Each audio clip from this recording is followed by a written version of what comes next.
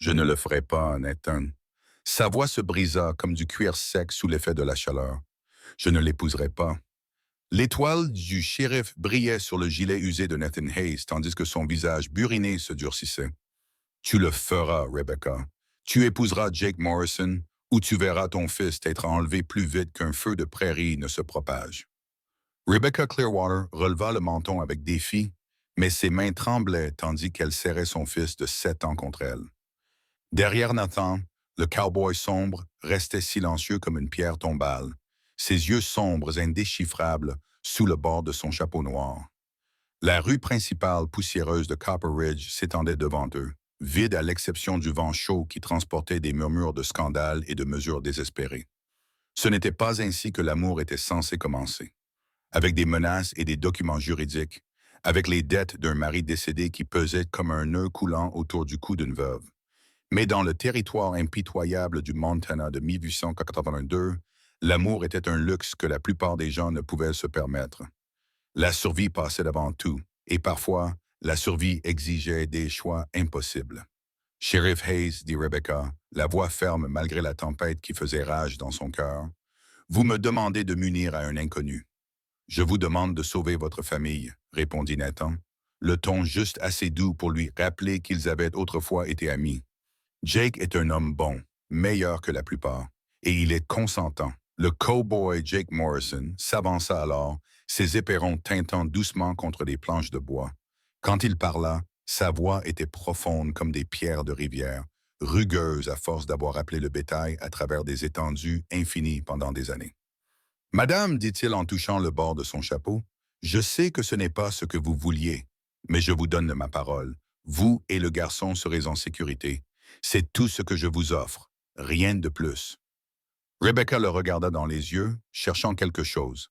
De la gentillesse, peut-être, ou du moins l'absence de cruauté. Ce qu'elle trouva, c'était un immense vide, comme si quelque chose d'essentiel avait été arraché de lui depuis longtemps. Elle ne savait pas encore que Jake Morrison était l'homme le plus solitaire des 3 comtés, portant des blessures qui faisaient paraître son propre chagrin insignifiant. Elle ne savait pas que sous son silence se cachait un cœur si meurtri qu'il s'était convaincu qu'il ne pourrait jamais guérir. Tout ce qu'elle savait, c'est que ses choix se résumaient à ce moment précis. Épouser un inconnu ou perdre tout ce qui comptait pour elle. Ce qui est étrange avec le désespoir, c'est qu'il rend les décisions impossibles simples. 3 heures plus tard, Rebecca se tenait dans le salon du juge Patterson, vêtue de sa plus belle robe, celle que Thomas aimait tant, désormais défraîchie à force d'avoir été lavée et déchirée trop souvent. Son fils Danny se blottissait contre elle, sa petite main serrant le cheval en bois sculpté que son père lui avait fabriqué à Noël, avant que la fièvre ne l'emporte. « Mes chers amis, commença le juge Patterson, sa voix résonnant étrangement dans la petite pièce qui sentait l'huile de citron et le tabac vieux. Rebecca entendait à peine ses paroles. Son esprit ne cessait de revenir à la révélation de ce matin-là. Comment Nathan Hayes était apparu à sa porte avec des papiers montrant des dettes qu'elle ne savait pas que Thomas avait accumulées. Des dettes de jeu, des dettes d'alcool, de l'argent emprunté sur la maison, sur la terre, sur tous les rêves qu'ils avaient construits ensemble. Avant de nous lancer ensemble dans cette incroyable aventure, j'ai une petite faveur à vous demander. Abonnez-vous à ma chaîne, aimez cette vidéo. Cela ne vous coûte rien, mais cela signifie beaucoup pour moi. Et dites-moi dans les commentaires depuis quel magnifique coin du monde vous me regardez. Votre soutien fait vraiment toute la différence. Jacob Morrison, acceptez-vous de prendre cette femme? Elle jeta un regard en coin à l'homme qui était sur le point de devenir son mari. Jake se tenait immobile comme un bloc de granit sculpté, les mains jointes derrière le dos, la mâchoire crispée. Il s'était préparé pour la cérémonie. Rasé, coiffé ses cheveux bruns, revêtu un manteau noir qui moulait ses larges épaules. Mais son regard restait distant, fixé sur un point situé au-delà de la tête du juge, comme s'il assistait au mariage de quelqu'un d'autre. « Oui, » dit-il lorsqu'on lui demanda, d'une voix aussi dénuée d'émotion que s'il commandait un café. « Et toi, Rebecca Clearwater, acceptes-tu de prendre cet homme? » Les mots restèrent coincés dans sa gorge comme des épines. Tout cela était faux, complètement faux. Le mariage devait être fondé sur l'amour, le choix, l'espoir en l'avenir. Pas sur le désespoir, les manipulations juridiques et l'ultimatum d'un shérif. Mais la petite main de Danny se resserra dans la sienne, et elle se souvint de la menace de Nathan. Le tribunal territorial pouvait la déclarer mère indigne, veuve incapable de gérer les dettes de son défunt mari, incapable de s'occuper correctement d'un garçon en pleine croissance. Il pouvait le lui enlever, le placer chez des étrangers. Elle ne le reverrait peut-être jamais. Je... je le veux, murmura-t-elle. Le juge Patterson sourit avec bienveillance, inconscient de la tragédie qu'il était en train de présider. Alors, par le pouvoir qui m'est conféré par le territoire du Montana, je vous déclare mari et femme. Vous pouvez embrasser la mariée. Jake se tourna vers elle pour la première fois depuis qu'ils étaient entrés dans le salon. De près, elle pouvait voir les fines rides autour de ses yeux, la légère cicatrice sur sa tempe gauche, sa bouche perpétuellement tournée vers le bas, comme si sourire était devenu un concept étranger. Il se pencha vers elle, non pas avec empressement, mais par devoir, et pressa ses lèvres contre les siennes avec toute la passion d'un homme apposant son cachet sur des documents juridiques. Le baiser dura peut-être 3 secondes. Ses lèvres étaient chaudes mais inflexibles, et elle sentit l'odeur du cuir et de la sauge qui imprégnait ses vêtements. Lorsqu'il se recula, son expression resta inchangée. « Voilà », dit le juge Patterson d'un ton enjoué en refermant son livre. « Tout est légal et en règle. Félicitations à vous deux. » Mais quelque chose s'était produit pendant ces 3 secondes, quelque chose que Rebecca ne pouvait ni nommer ni comprendre. Une étincelle, peut-être, ou une reconnaissance. Une partie d'elle-même qui sommeillait depuis la mort de Thomas s'était réveillée au contact des lèvres de cet inconnu. Elle leva les yeux vers Jake, se demandant s'il l'avait ressenti aussi, mais son visage ne trahissait rien. « Nous devrions y aller, » dit-il simplement. « Il se fait tard. » Alors qu'il se dirigeait vers la porte, Danny tirant sur sa jupe et lui demandant quand il rentrerait à la maison, Rebecca réalisa qu'elle ne savait même plus où était sa maison. Le choc d'apprendre que Jake Morrison possédait l'un des plus beaux ranchs des 3 comtés frappa Rebecca comme un coup physique. Elle s'attendait à une cabane, peut-être une petite ferme construite dans la nature sauvage grâce à une détermination acharnée et un travail éreintant. Au lieu de cela, le chariot contourna un virage de la route poussiéreuse pour révéler une vaste maison de ranch construite en rondins taillés et en pierre locale, dont le large porche enveloppait 3 côtés comme des bras accueillants. Derrière elle s'étendaient des enclos, une immense grange et des dépendances qui témoignaient d'une prospérité acquise grâce à des années de gestion prudente et de travail acharné. Le bétail paissait dans des pâturages lointains, ses silhouettes se découpant sur l'herbe dorée qui ondulait vers les montagnes. « C'est à vous ?» demanda Rebecca, les mots lui échappant avant qu'elle ne puisse les retenir. Les mains de Jake ne vacillèrent pas sur les rênes. « À nous maintenant, je suppose. » Ce simple mot, « nôtre », provoqua un étrange frémissement dans sa poitrine. Elle s'attendait à travailler comme une servante non rémunérée, s'occupant de sa maison en échange d'un toit et d'une protection.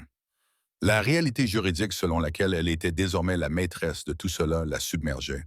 Danny sautait sur le siège du chariot entre eux, les yeux écarquillés d'émerveillement. « Regarde, maman, ils ont des chevaux, de vrais chevaux, pas seulement la vieille Buttercup. » Pour la première fois depuis leur rencontre, l'expression de Jake s'adoucit légèrement. « Tu aimes les chevaux, fiston? » Le cœur de Rebecca se serra. Thomas avait toujours appelé Danny « fiston » sur ce ton précis. « Oui, monsieur. Papa allait m'apprendre à monter, mais il est tombé malade et... » L'excitation de Danny s'estompa tandis qu'une ombre familière traversait son petit visage. « Eh bien, » dit Jake après un moment, « je suppose qu'il faudra voir comment continuer ces leçons. » Alors qu'ils arrivaient à la maison, un cow-boy buriné sortit de la grange, âgé, les jambes arquées, le visage tanné comme du cuir et les yeux qui ne manquaient rien. « Patron, » dit l'homme en saluant Jake d'un signe de tête, puis en soulevant son chapeau devant Rebecca. « Madame, Cookie, voici ma femme, Rebecca, et son fils, Danny. » La voix de Jake restait neutre, mais quelque chose dans son ton déconseillait de poser des questions. « Ils vont rester ici. » Les sourcils de Cookie se levèrent légèrement, première fissure dans ce que Rebecca soupçonnait être un comportement habituellement imperturbable. « Oui, monsieur. Enchanté, madame. Enchanté, mon garçon. » Jake l'aida à descendre du chariot avec une douceur surprenante, ses mains enserrant facilement sa taille. Pendant un instant, Ils se tenaient si près l'un de l'autre qu'elle pouvait voir les reflets dorés dans ses yeux bruns, sentir la chaleur qui émanait de son corps. Puis il recula, rompant le charme. « Je vais vous montrer la maison, dit-il. Cookie, occupe-toi de leurs affaires. » L'intérieur de la maison du ranch était aussi impressionnant que l'extérieur. Des pièces spacieuses avec de hauts plafonds, des meubles simples mais de bonne facture, des fenêtres qui laissaient entrer la lumière dorée de l'après-midi. Tout était propre et bien entretenu, même si Rebecca remarqua les signes révélateurs d'une maison sans touche féminine. Pas de rideaux aux fenêtres, pas de fleurs dans des vases, pas de petites décorations qui transforment une maison en foyer. « La cuisine est là-bas, » dit Jake en la montrant du doigt. « Les chambres sont à l'étage. Toi et le garçon pouvez prendre la chambre au bout du couloir. Je vais... » Il hésita, passant une main dans ses cheveux noirs. « Je vais prendre la chambre en bas, pour l'instant. » La gêne causée par la répartition des chambres les frappa tous les deux simultanément. Ils étaient mariés, liés légalement, mais complètement étrangers l'un à l'autre. Le fait qu'ils ne partageraient pas le même lit était à la fois un soulagement et, d'une certaine manière, une déception. « Le garçon doit manger, » dit Rebecca, se rabattant sur des considérations pratiques pour masquer sa confusion. « Cookie s'occupe de la plupart des repas pour les ouvriers, » répondit Jake. « Mais la cuisine est à vous maintenant, si vous le souhaitez. »« À nous, » pensa Rebecca à nouveau. Ce mot commençait à lui sembler moins étranger. Danny s'était approché de la grande fenêtre à l'avant et pressait son nez contre la vitre. « Maman, il y a un chien, un gros chien brun. » Jake s'approcha pour se tenir à côté de lui. « C'est Rex. Il est gentil, mais c'est un chien de travail. Il aide avec le bétail. Je peux te le caresser? Si ta maman est d'accord. » Rebecca acquiesça et Danny poussa un cri de joie et courut vers la porte d'entrée. À travers la fenêtre, ils le regardèrent s'approcher du chien avec l'enthousiasme intrépide de l'enfance. Rex, visiblement habitué aux humains, se laissa caresser avec une dignité patiente. « Il s'est senti seul, » dit Rebecca doucement, en regardant le premier sourire de son fils depuis des semaines s'épanouir sur son visage. « Le ranch est un bon endroit pour qu'un garçon grandisse, » dit Jake, et quelque chose dans sa voix la fit le regarder attentivement. Pendant un instant, son masque soigneusement entretenu glissa, et elle vit quelque chose de brut et de douloureux dans son expression, un chagrin qui correspondait au sien. Puis il disparut, remplacé par ce calme stoïque familier. « Je te ferai visiter demain, » dit-il. « Laisse-toi le temps de t'installer ce soir. » Alors que le soleil commençait à se coucher derrière les montagnes, peignant le ciel de nuances oranges et dorées, Rebecca se tenait à la fenêtre de sa nouvelle chambre et essayait de donner un sens aux événements de la journée. Elle était mariée à un homme qu'elle ne connaissait pas, vivait dans une maison qui semblait irréelle, engagée dans un avenir qu'elle ne pouvait imaginer. Mais pour la première fois depuis la mort de Thomas, Danny riait à nouveau, et peut-être que cela suffisait pour l'instant. Les cris terrifiés de Danny tirèrent Rebecca de son sommeil avant l'aube. Elle se précipita hors de son lit et descendit les escaliers, sa chemise de nuit s'emmêlant autour de ses jambes, le cœur battant à tout rompre, envahie par la panique familière qui la tourmentait depuis la mort de Thomas. « S'il vous plaît, pas Danny aussi. S'il vous plaît, pas Danny. » Elle fit irruption dans la cuisine et trouva son fils figé dans la cour, le visage blême de terreur, tandis qu'un énorme serpent à sonnette s'enroulait entre lui et la maison, son dos à motifs en losange brillant dans la lumière du petit matin. « Ne bouge pas, mon fils. » La voix de Jake venait de quelque part derrière elle, calme et posée. « Ne respire même pas fort. » La gorge de Rebecca se serra de peur. Le serpent mesurait facilement 2 mètres de long, était aussi épais que son poignet, et son crotal vibrait déjà en signe d'avertissement. Danny était trop loin pour qu'elle puisse l'atteindre, et tout mouvement brusque risquait de déclencher une attaque. « Maman? » La voix de Danny était faible et tremblante. « Chut, mon chéri, reste immobile, reste très, très immobile. » Le murmure du métal sur le cuir lui indiqua que Jake avait sorti son arme. Elle retint son souffle, sachant qu'il n'aurait qu'une seule chance. S'il ratait son coup, le serpent pourrait frapper avant qu'il ne puisse tirer à nouveau. Le coup de feu retentit comme un coup de tonnerre dans le calme matinal. La tête du serpent disparut dans un nuage de terre et de sang, son corps se tordant violemment avant de s'immobiliser. Danny resta immobile pendant un autre battement de cœur, puis éclata en sanglots et courut vers Rebecca. Elle le serra dans ses bras, ses propres larmes se mêlant aux siennes, alors que la terreur s'estompait lentement. Tout va bien, mon bébé. Tout va bien. Tu es en sécurité. Au-dessus de la tête de Danny, elle croisa le regard de Jake. Il rangeait déjà son arme dans son étui, son visage ne laissant transparaître aucune trace de l'excitation ou de la fierté qu'un autre homme aurait pu afficher après un tel tir. Tu as bien fait de ne pas bouger, dit-il à Danny d'un ton neutre. Les crotales n'aiment pas gaspiller leur venin, mais ils le feront s'ils se sentent acculés. J'ai entendu le sifflement et j'ai eu peur, renifla Danny. Tu as bien fait. Ce sifflement est un avertissement de la nature. Quand tu l'entends, tu restes immobile, puis tu recules lentement. Les serpents n'ont pas plus envie de se battre que toi. Rebecca posa Danny par terre, mais garda sa main sur son épaule. Merci, dit-elle à Jake. Si vous n'aviez pas été là, j'étais là, dit-il simplement, comme si cela réglait la question. Cookie sortit du dortoir, attiré par le coup de feu. Son visage buriné embrassa rapidement la scène. Le serpent mort, la femme et l'enfant tremblants, le pistolet encore fumant de Jake. Un serpent à sonnette? Demanda-t-il. Jake acquiesça. Un gros. Tu ferais mieux de vérifier les autres dépendances. S'il y en a un, il y en a peut-être d'autres. Alors que Cookie s'éloignait pour organiser les recherches, Jake se retourna vers Rebecca et Danny. Vous devrez faire attention, surtout tôt le matin et en fin de journée, quand ils sont les plus actifs. Pendant la journée, ils aiment les endroits frais et sombres. Sous les porches, dans les tas de bois, les remises à outils. Comment avez-vous appris à tirer comme ça? Demanda Rebecca. Une ombre passa sur le visage de Jake. J'ai dû apprendre.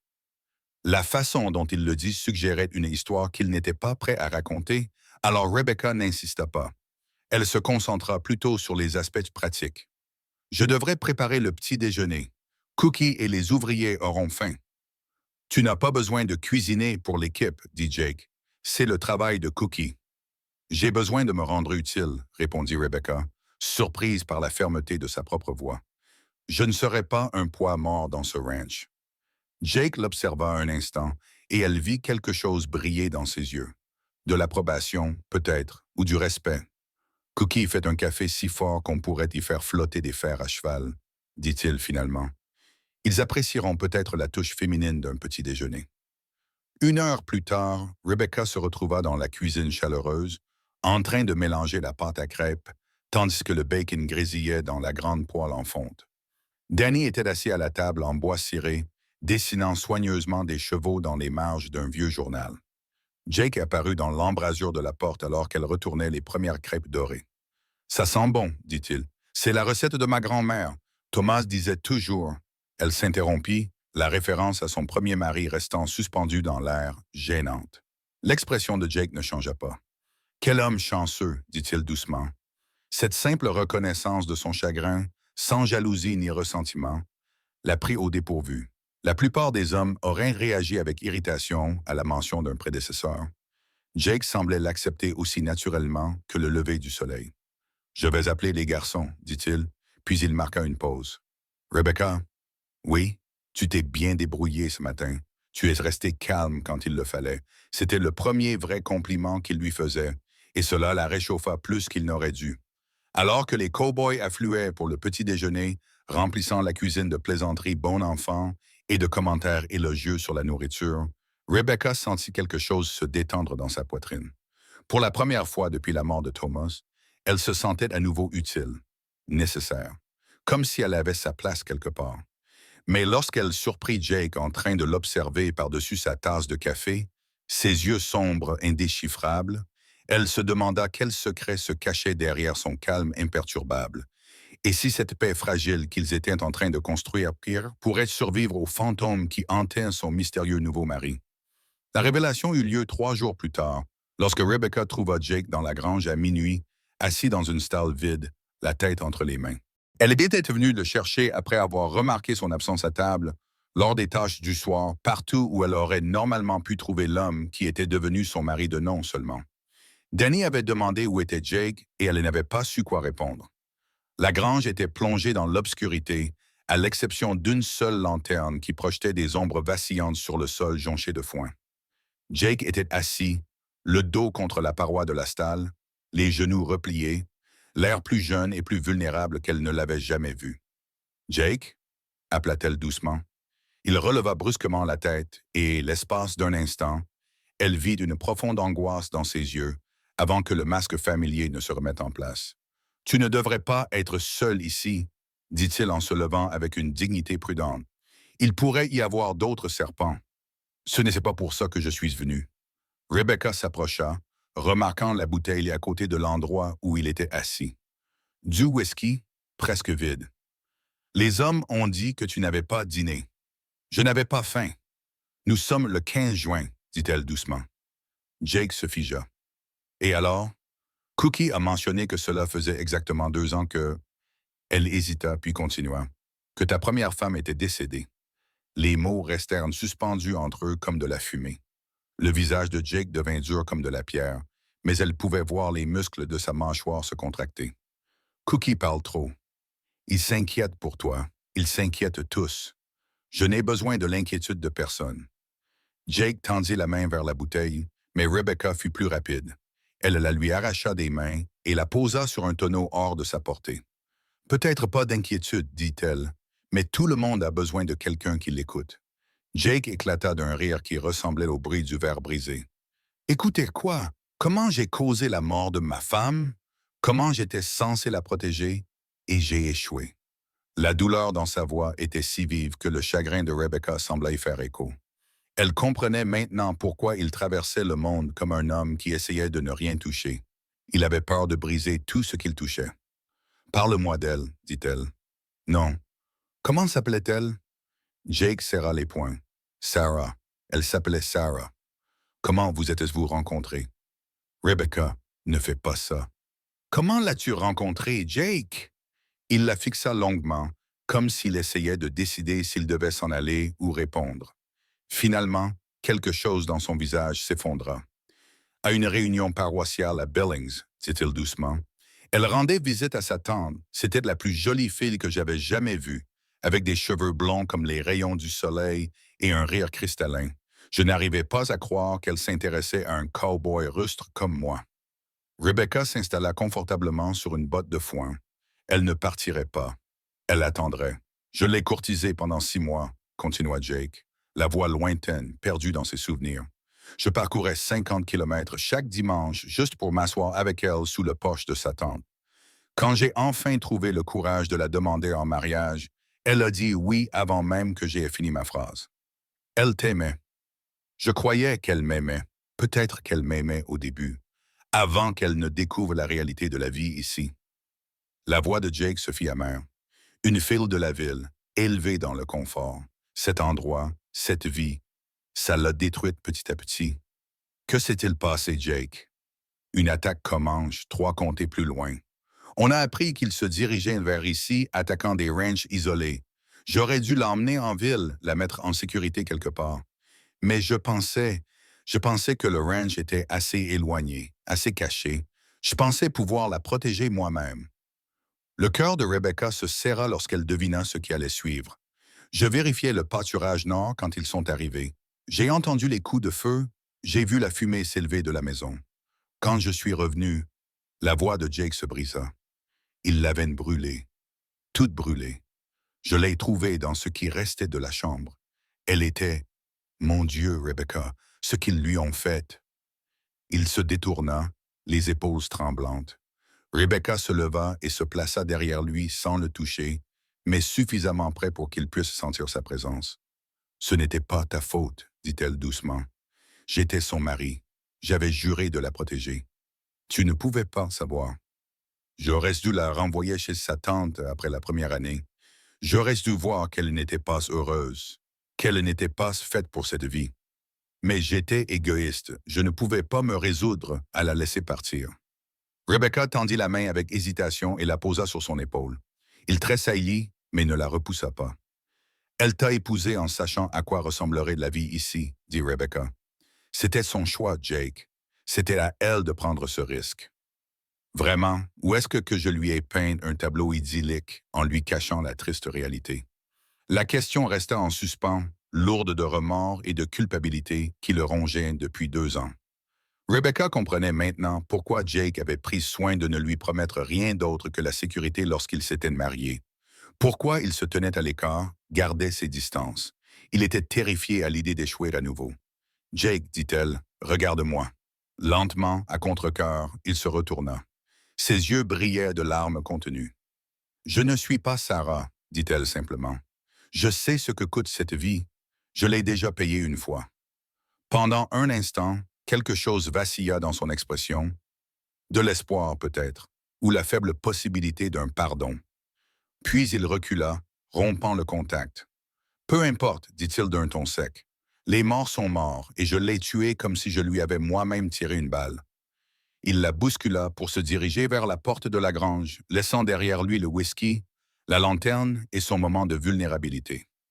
Mais en le regardant s'éloigner, Rebecca comprit que quelque chose avait changé entre eux. Elle voyait désormais au-delà de son armure, elle voyait l'homme blessé derrière sa façade stoïque. Et elle savait que les blessures pouvaient guérir si quelqu'un se souciait suffisamment d'eux pour les aider. La détermination de Rebecca à aider son mari brisé a failli leur coûter la vie à tous les deux. Elle l'observait depuis des semaines, voyant comment il évitait de se retrouver seul avec elle, comment il se jetait à corps perdu dans le travail du ranch, de l'aube jusqu'à la nuit tombée. Cet homme fuyait son propre ombre, et elle en avait assez de le laisser faire. Alors, lorsque Cookie lui avait dit que Jake était parti seul à cheval pour vérifier la cabane de garde-frontière dans Bear Canyon, une région dangereuse même pour un éleveur expérimenté, Rebecca avait pris une décision qui aurait horrifié l'ancienne Rebecca, prudente et circonspecte. Elle sella Buttercup et le suivit. Le sentier menant à Bear Canyon serpentait à travers un terrain de plus en plus accidenté, grimpant régulièrement vers les sommets qui formaient la limite nord du ranch.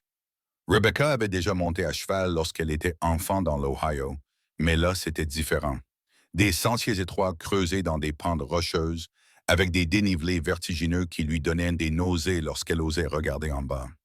Lorsqu'elle arriva à la cabane, une simple cabane en rondin perchée sur une corniche rocheuse surplombant la vallée, le soleil glissait vers les montagnes occidentales.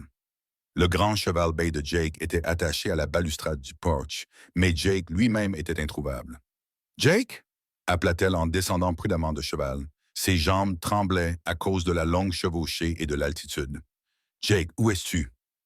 Un fracas provenant de l'intérieur de la cabane fit battre son cœur à toute vitesse. Elle poussa la porte et découvrit Jake coincé sous une lourde poutre qui semblait être tombée du toit partiellement effondré. Son visage était pâle de douleur et elle pouvait voir du sang suinter à travers sa chemise. « Qu'est-ce que tu fais ici? » haleuta-t-il. « Je te sors de là, » répondit-elle en s'agenouillant à côté de lui et en examinant la poutre. Elle était massive, facilement 150 kilos de bois massif. Beaucoup trop lourde pour qu'elle puisse la soulever seule. « Rebecca, écoute-moi, » dit Jake, la voix tendue par la douleur et l'effort. « Tu dois retourner au ranch. Va chercher Cookie et quelques-uns des garçons. »« Cela prendra des heures, » protesta-t-elle. « Tu pourrais te vider de ton sang. Cela ne nous aidera ni l'un ni l'autre si tu te tues en essayant de déplacer cette chose. » Rebecca l'ignora et chercha dans la petite cabane quelque chose qui pourrait servir de levier. Son regard tomba sur un pied de biche rouillé appuyé contre le mur. « À quoi penses-tu? » demanda Jake alors qu'elle le récupérait. « Je pense que je n'ai pas fait tout ce chemin pour voir mon mari mourir, » dit-elle en coinçant le pied de biche sous la poutre près de sa poitrine. « Ton mari de nom seulement, » lui rappela Jake avec amertume. « Peut-être, » dit Rebecca en se positionnant pour obtenir un effet de levier maximal. « Mais tu es toujours à moi, Jake Morrison, et je n'abandonne pas ce qui m'appartient sans me battre. » Elle jeta tout son poids contre le pied de biche. La poutre bougea légèrement et Jake retint un gémissement. « À 3, allaita-t-elle. « Je soulève, tu te tires de là. 1, 2, 3. » Rebecca poussa de toutes ses forces. La poutre se souleva d'environ 15 centimètres, ce qui n'était pas beaucoup, mais suffisant. Jake serra les dents et se libéra en poussant un cri de douleur. La poutre retomba et Rebecca s'effondra à côté de lui, tous deux haletants dans le crépuscule naissant. « Laisse-moi voir, » dit-elle en tendant la main vers sa chemise. Jake attrapa sa main. « Je vais bien. Tu saignes. Ce n'est rien. Jake Morrison, si tu ne me laisses pas examiner cette blessure, je remonte sur ce cheval et je te laisse pourrir ici. » Quelque chose dans son ton dut le convaincre qu'elle était sérieuse, car il lâcha sa main et la laissa ouvrir sa chemise. La poutre l'avait heurté au niveau des côtes, laissant une entaille qui saignait abondamment, mais qui n'était pas dangereusement profonde. « Tu vas survivre, dit-elle en déchirant des bandes de son jupon pour panser la blessure. Mais tu as besoin de points de suture. » Pendant qu'elle s'affairait à nettoyer soigneusement la coupure et à la panser, Jake observa son visage dans la lumière déclinante. « Pourquoi es-tu venu ?» demanda-t-il doucement. « Parce que tu te fais du mal depuis des semaines et que j'en avais assez de rester les bras croisés. » « Cela ne te regarde pas. » Les mains de Rebecca s'immobilisèrent sur le bandage. « Ah bon, je ne suis peut-être pas la femme que tu as choisie, Jake, mais je suis ta femme. Cela fait de ta douleur mon problème, que cela te plaise ou non. Sarah a aussi essayé de me sauver, dit Jake d'une voix à peine plus forte qu'un murmure. Elle a essayé de me transformer en quelqu'un que je ne suis pas. Regarde comment ça s'est terminé. Je n'essaie pas de te sauver, dit Rebecca en finissant le bandage et en le regardant droit dans les yeux. J'essaie de nous sauver. Ce mariage, cette famille que nous essayons de construire. Tu ne peux pas y arriver si tu es déterminé à te détruire. Jake resta silencieux pendant un long moment, étudiant son visage comme s'il essayait d'y lire quelque chose. « Tu aurais dû rester à la maison, dit-il finalement. « J'aurais dû. Je ne l'ai pas fait. » Rebecca l'aida à s'asseoir, remarquant qu'il grimaçait à ce mouvement. « Tu peux monter à cheval? Je dois le faire. Je ne peux pas passer la nuit ici pour aller. Pourquoi? Il y a des provisions ici, des couvertures. Parce qu'une tempête approche. » Jake fit un signe de tête vers le ciel qui s'assombrissait, où Rebecca pouvait maintenant voir un banc de nuages menaçants s'accumuler au-dessus des sommets. Une grosse, à première vue. Si nous sommes pris dans un orage ici, nous mourrons tous les deux. Comme pour souligner son propos, un grondement de tonnerre lointain roula à travers les montagnes. Rebecca aida Jake à se relever, enroulant son bras autour de ses épaules lorsqu'il vacilla légèrement. Ils se dirigèrent lentement vers les chevaux, Jake s'appuyant plus lourdement sur elle que son orgueil ne voulait probablement l'admettre. « On ne peut pas descendre ce sentier à deux dans le noir, » dit Jake en regardant le chemin étroit qu'ils avaient gravi. « Alors nous devrons essayer la route de la vallée. Le chemin de la vallée est 2 fois plus long et le ruisseau est probablement en crue à cause de la fonte des neiges. C'est mieux que d'être frappé par la foudre. » Un autre grondement de tonnerre, plus proche cette fois, trancha la question. Jake laissa Rebecca l'aider à monter sur son cheval, même si elle voyait que cela lui demandait un effort considérable. Alors qu'ils commençaient à descendre dans la vallée, les premières grosses gouttes de pluie commencèrent à tomber. « Rebecca, » dit Jake doucement.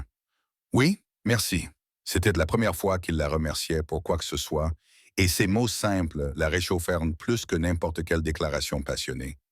Derrière eux, la foudre déchira le ciel au-dessus de Bear Canyon, illuminant la cabane dont ils s'étaient échappés de justesse. La traversée du ruisseau avait failli tout gâcher avant même que leur histoire ne commence vraiment. Ce qui n'était qu'un doux ruisseau le matin était désormais un torrent déchaîné, gonflé par les eaux de ruissellement des montagnes et la tempête qui les fouettait avec une fureur croissante. Rebecca était assise sur le dos de Buttercup, la pluie ruisselant sur son visage, observant l'eau boueuse tourbillonner et mousser autour de rochers de la taille de wagon. « Il va falloir remonter le courant !» cria Jake pour couvrir le tonnerre. « Trouver un passage plus étroit. » Mais alors même qu'il parlait, un éclair déchira le ciel si près que Rebecca put sentir l'odeur de l'ozone, et les 2 chevaux sursautèrent violemment. Le bec de Jake se cabra et, affaibli, il ne put rester en selle. Il heurta violemment le sol boueux, le visage blême de douleur, l'impact ayant secoué ses côtes blessées. Le cheval bâille, effrayé par le tonnerre et la chute de son cavalier, s'enfuit dans l'obscurité. « Jake! » Rebecca descendit de cheval et courut vers lui, ses bottes glissant dans la boue. Il était conscient, mais avait du mal à respirer, une main pressée contre son flanc bandé. Du sang suintait à travers le pansement de fortune. « Le cheval? » haleta-t-il. « Il est parti. » Rebecca regarda désespérément autour d'elle. Ils étaient à des kilomètres du ranch, pris dans une violente tempête, avec un seul cheval entre eux et l'hypothermie. « Tu peux monter? » Jake essaya de se relever et s'effondra en gémissant. « Donne-moi 1 minute. » Mais ils n'avaient pas 1 minute. La température baissait rapidement et ils étaient déjà tous les 2 trempés. Rebecca voyait les signes du choc s'installer. Les mains de Jake tremblaient, sa respiration était devenue superficielle et rapide. Il nous faut un abri, dit-elle en scrutant les environs. À une centaine de mètres en amont, elle aperçut ce qui semblait être un surplomb rocheux. Là-bas, tu peux y arriver? Laisse-moi, dit Jake en claquant des dents. Prends Buttercup et retourne au ranch. Pas question. Rebecca passa ses bras sous ses épaules et le releva à la force de ses bras. Allez, cowboy, voyons si tu es aussi coriace que tu le prétends. Le trajet jusqu'à l'avancée de roche lui sembla interminable. Jake s'appuya lourdement sur elle, son poids la faisant presque tomber à genoux à chaque pas. La foudre continuait de craquer au-dessus de leurs têtes et le vent leur fouettait le visage de gouttes de pluie aussi fines que des aiguilles. Mais ils y arrivèrent. L'avancée de roche leur offrit un refuge bienvenu contre le pire de la tempête, et Rebecca rassembla rapidement tout le bois sec qu'elle put trouver parmi les débris charriés par les inondations précédentes. « Il faut te réchauffer, » dit-elle en remarquant que Jake avait commencé à trembler de manière incontrôlable. « Et enlève ses vêtements mouillés. »« Rebecca, je ne peux pas.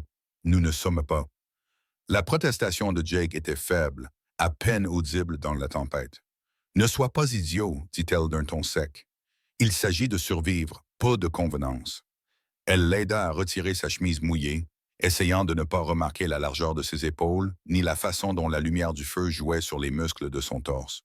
Le bandage était imbibé de sang et d'eau de pluie, et elle le remplaça rapidement par des bandes sèches déchirées à l'intérieur de sa jupe. « Ça va mieux? » demanda-t-elle. Jake acquiesça, reprenant un peu de couleur alors que le feu commençait à les réchauffer. « À ton tour. »« Quoi? Ta robe, elle est trempée. Tu vas attraper une pneumonie. » Rebecca sentit ses joues s'empourprer, et cela n'avait rien à voir avec le feu. L'idée de se déshabiller devant cet homme qu'elle connaissait à peine, mari ou pas, était terrifiante. Mais Jake avait raison. Le tissu épais était froid et moite contre sa peau, et elle commençait à trembler autant que lui. « Tourne-toi, dit-elle. Jake lui tourna docilement le dos, et Rebecca se déshabilla rapidement pour ne garder que sa chemise et ses culottes, s'enveloppant dans la couverture sèche provenant du sac à dos de Buttercup. Lorsqu'elle se retourna, Jake lui tendait son manteau. « Tenez, c'est de la laine, ça reste chaud même quand c'est mouillé. » Elle le prit avec gratitude et enroula le vêtement trop grand autour de ses épaules.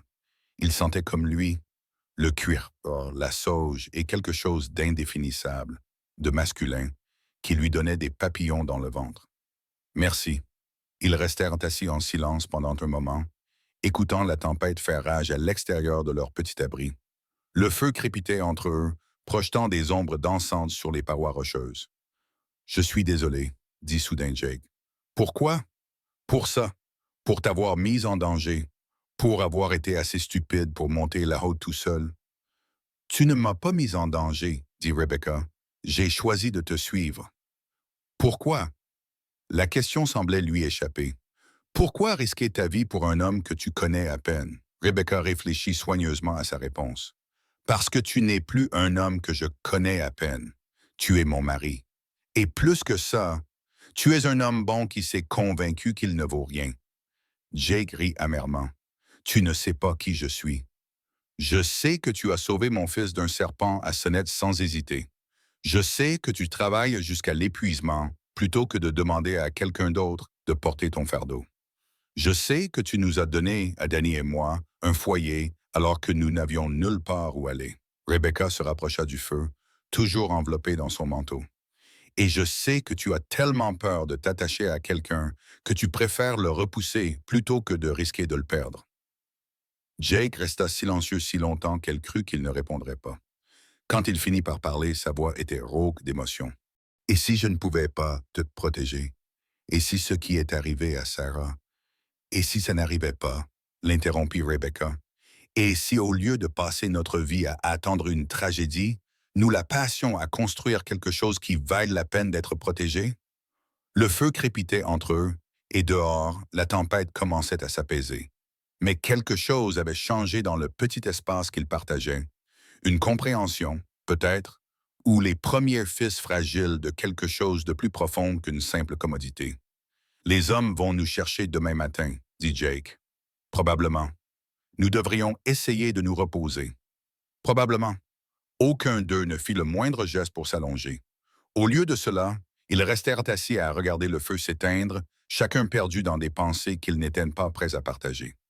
Mais lorsque Rebecca finit par se blottir près des braises mourantes, enveloppée dans le manteau de Jake et la couverture du cheval, elle sentit qu'il s'installait près d'elle, assez près pour partager sa chaleur, assez loin pour préserver les convenances.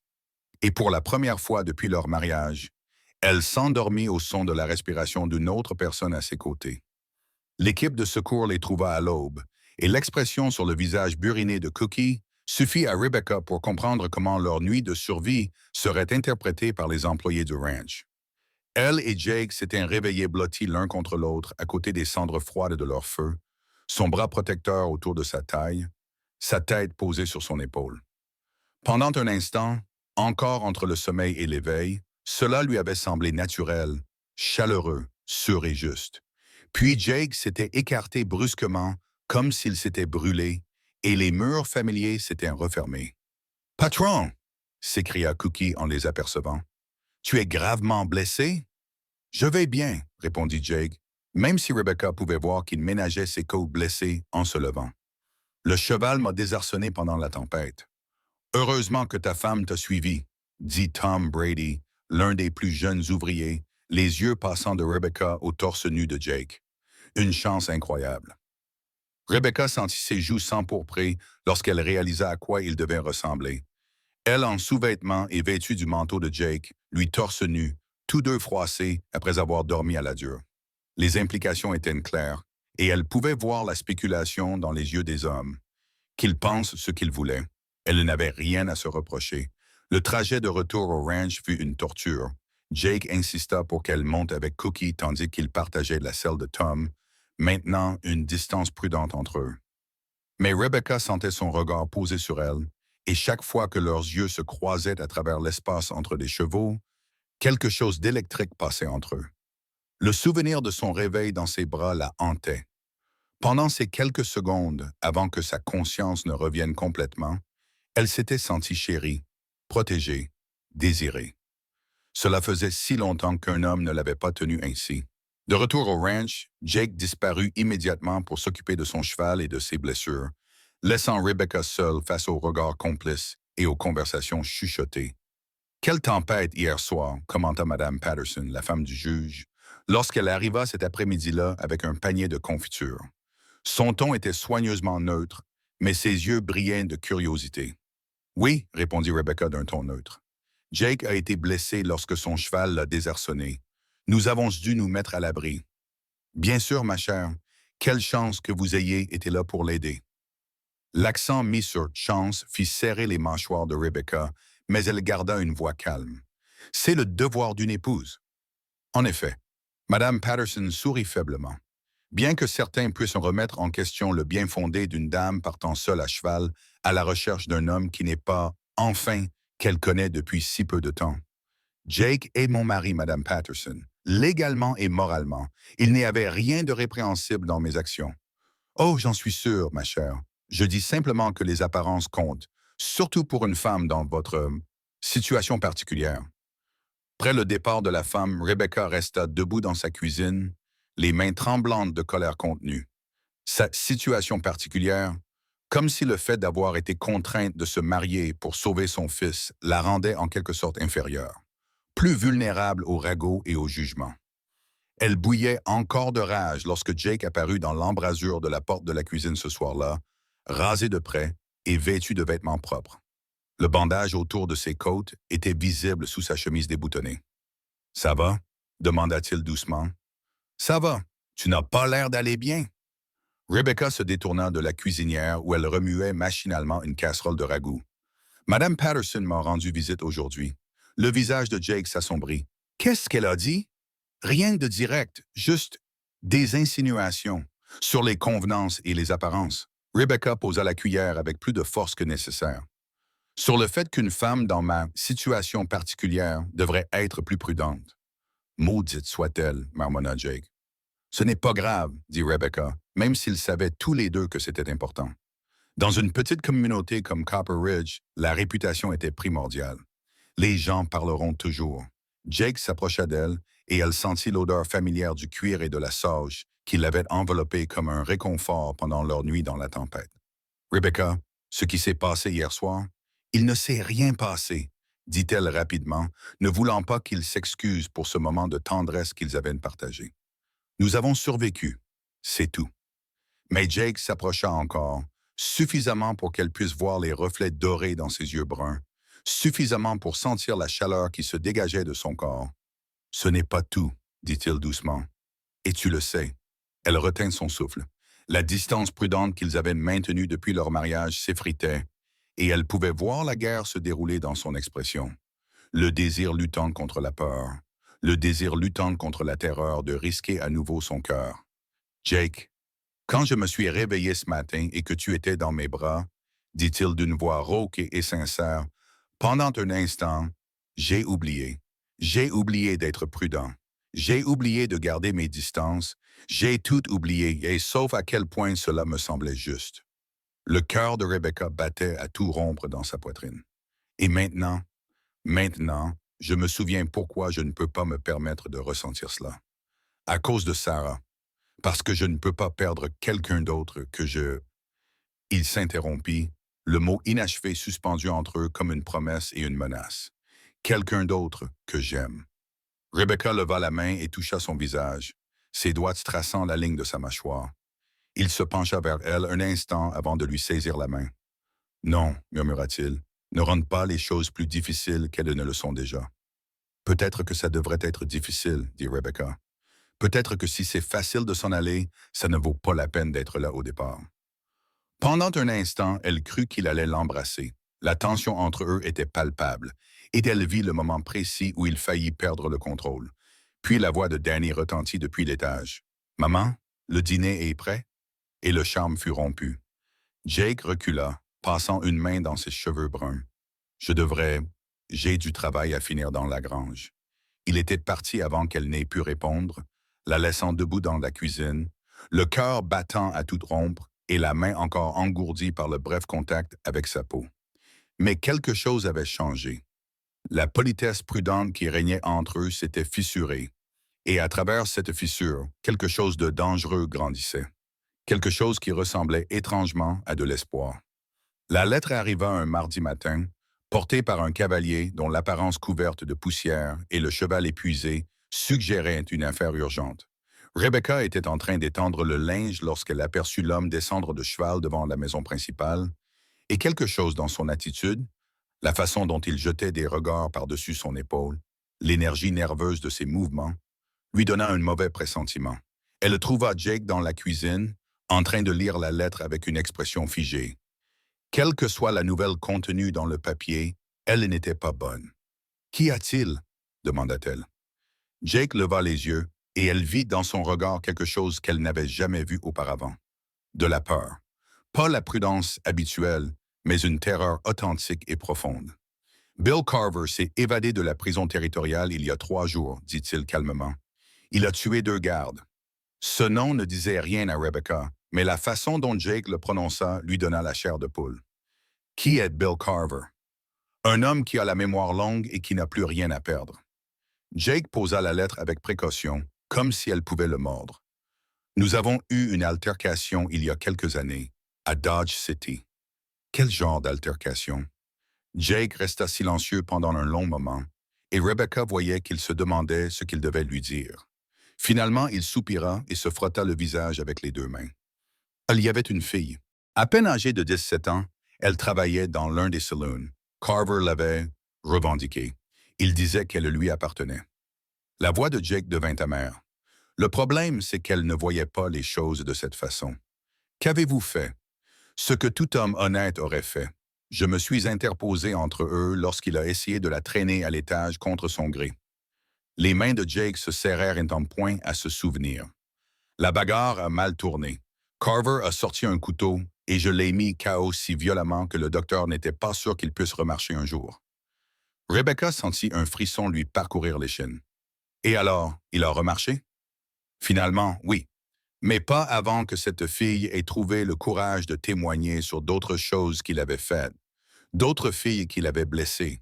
Le juge l'a condamné à 15 ans de prison territoriale. Et maintenant, il est libre. Et maintenant, il est libre, confirma Jake d'un ton sinistre. L'adjoint qui a apporté la lettre dit qu'ils ont trouvé l'un des gardes avec un message gravé sur la poitrine. Morrison paiera pour ce qu'il m'a pris. La cuisine sembla soudainement froide malgré le soleil matinal qui pénétrait par les fenêtres. Rebecca s'effondra sur une chaise, l'esprit envahi par toutes sortes d'implications. Il va venir ici. Peut-être, ou peut-être qu'il s'enfuira au Mexique comme la plupart des prisonniers évadés. Mais je ne peux pas prendre ce risque. Jake se leva et se dirigea vers la fenêtre, scrutant l'horizon avec la vigilance d'un homme qui s'attend à une attaque. Je vous envoie, toi et Danny, en ville. Vous pouvez rester à l'hôtel jusqu'à ce que... Non, Jake se retourna, surpris par la fermeté de sa voix. Rebecca, ce n'est pas négociable. Carver est un tueur, et s'il vient ici... Alors nous l'affronterons ensemble. Rebecca se leva également, répondant à son expression, résolue par la sienne. Je ne vais pas m'enfuir, Jake. Tu dois penser à Danny. Je dois penser à ma famille, et cela t'inclut. Quelque chose passa dans les yeux de Jake. De la surprise, peut-être, ou de la gratitude. Mais son expression resta inflexible. Je ne prendrai pas de risque avec toi, ni l'un ni l'autre. Et je n'abandonnerai pas mon mari alors qu'il a le plus besoin de moi. Rebecca s'approcha de lui et se plaça à ses côtés près de la fenêtre. D'ailleurs, où irions-nous? Si Carver veut vraiment se venger, tu crois que quelques kilomètres et une chambre d'hôtel l'arrêteront? Jake resta silencieux un instant, réfléchissant à ses paroles. La ville a un shérif. C'est une meilleure protection qu'un ranch isolé. La ville compte aussi beaucoup d'innocents qui pourraient être blessés si Carver décide de faire une déclaration. Rebecca lui toucha le bras. Au moins ici, nous pouvons contrôler la situation. Nous? Tu ne penses pas que je vais me cacher dans la cave pendant que tu affrontes seul un tueur, n'est-ce pas? Malgré la gravité de la situation, Jake esquissa ce qui ressemblait à un sourire. Tu sais te servir d'une arme? Mon père m'a appris à tirer avant que j'atteigne l'âge de Danny. Je ne suis pas aussi doué que toi, mais je peux atteindre ma cible. Jake l'étudia longuement, comme s'il la voyait clairement pour la première fois. Tu n'es pas ce à quoi je m'attendais quand Nathan nous a imposé ce mariage. À quoi t'attendais-tu? Un fardeau, une autre personne sans défense à protéger et dont je devrais m'inquiéter. La voix de Jake s'adoucit.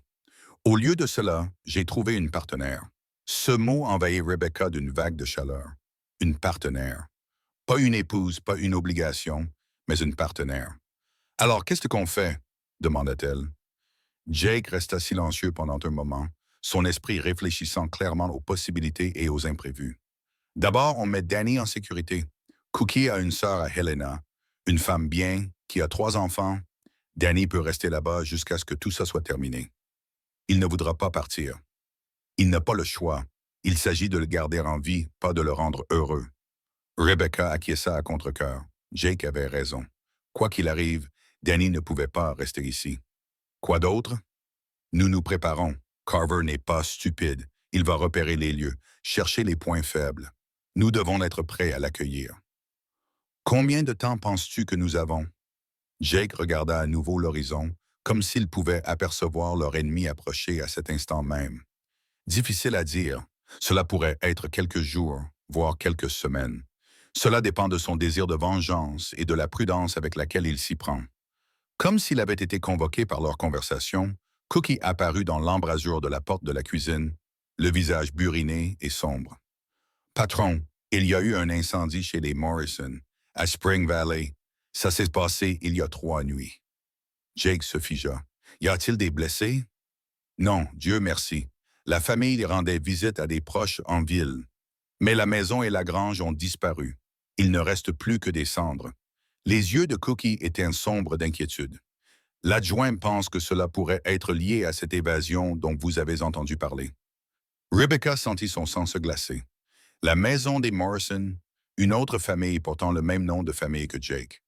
Si Carver traquait méthodiquement tous ceux qui s'appelaient Morrison, il ne vient pas seulement pour toi, dit-elle doucement. Il vient pour tous ceux qu'il pense être liés à toi. Le visage de Jake était devenu pâle. Combien y a-t-il de familles Morrison dans la région?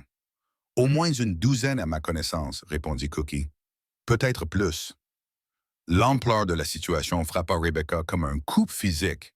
Il ne s'agissait pas seulement de vengeance contre un homme, mais du besoin malsain d'un tueur de détruire tout ce qui pouvait lui rappeler son humiliation. Nous devons les avertir, dit-elle. J'ai déjà envoyé des cavaliers à celles que je connais, dit Cookie. Mais il y en a peut-être d'autres. Jake acquiesça d'un air sombre. Préviens le shérif Thompson. Dis-lui ce à quoi nous avons affaire. Et Cookie? Oui, patron. Fais en sorte que les garçons portent des fusils, jour et nuit, et double la surveillance. Alors que Cookie partait exécuter ses ordres, Rebecca et Jake se tenaient ensemble à la fenêtre, regardant la vallée paisible qui pourrait bientôt devenir un champ de bataille. Tu as peur? Demanda Rebecca doucement. Jake resta silencieux si longtemps qu'elle crut qu'il ne répondrait pas. Puis, terrifié, mais pas pour la raison que tu imagines. Que veux-tu dire? Jake la regarda, et dans ses yeux, elle ne vit pas la peur de la mort, mais quelque chose de bien plus complexe. J'ai peur parce que j'ai enfin retrouvé quelque chose qui vaut la peine d'être défendu, et je ne sais pas si je suis assez fort pour le protéger. Rebecca tendit la main et prit la sienne, entrelaçant leurs doigts. Alors c'est une bonne chose que tu ne te battes beau seul. Dehors, le vent se leva, soulevant des tourbillons de poussière dans la cour et rendant les chevaux agités dans leurs enclos. Quelque part, un tueur venait les chercher, et ils savaient tous les deux que ce n'était qu'une question de temps. L'attaque eut lieu à l'aube du jeudi, mais pas comme tout le monde s'y attendait. Rebecca se réveilla au son des cris de Danny, non pas les cris effrayés d'un enfant faisant un cauchemar, mais la terreur pure de quelqu'un confronté à un danger réel. Elle bondit hors de son lit et courut vers sa chambre, ses pieds nus silencieux sur le parquet. Le couloir était vide, la porte de sa chambre ouverte. À l'intérieur, son lit était défait mais froid, la fenêtre suffisamment ouverte pour qu'un homme puisse passer. « Jake! » a-t-elle crié, la voix brisée par la panique. Il est apparu à ses côtés en quelques secondes, vêtu uniquement de son pantalon et armé de son Colt 45. Son regard a immédiatement embrassé la scène. Le lit vide, la fenêtre ouverte, les empreintes de bottes boueuses sur le sol. Il a pris Danny, a-t-elle murmuré, les mots sortant de ses lèvres engourdies. Jake était déjà en mouvement, examinant les empreintes, cherchant des indices. Deux hommes, peut-être trois, ils sont entrés par la fenêtre pendant que nous dormions. Comment est-ce possible? Tu avais posté des gardes. Les gardes sont toujours à leur poste, dit Jake d'un ton grave. Ce qui signifie que ces hommes savaient exactement où les éviter. Les implications frappèrent Rebecca comme un coup de massue. Quelqu'un avait minutieusement exploré le ranch, cartographié leur défense, attendu le moment idéal pour frapper la cible la plus vulnérable. Là, Jake désigna quelque chose de blanc épinglé sur l'oreiller de Danny, un morceau de papier plié qu'elle n'avait pas remarqué dans sa panique. Les mains tremblantes, Rebecca le déplia et lut le message griffonné à l'intérieur. Morrison, tu m'as pris quelque chose qui m'appartenait à Dodge City. Maintenant, j'ai quelque chose qui t'appartient. Viens seul à Devil's Canyon à midi si tu veux que le garçon revienne vivant. Si tu viens accompagner, je t'enverrai ces morceaux à la place. BC. Le papier tomba sur le sol lorsque les genoux de Rebecca se dérobèrent sous elle.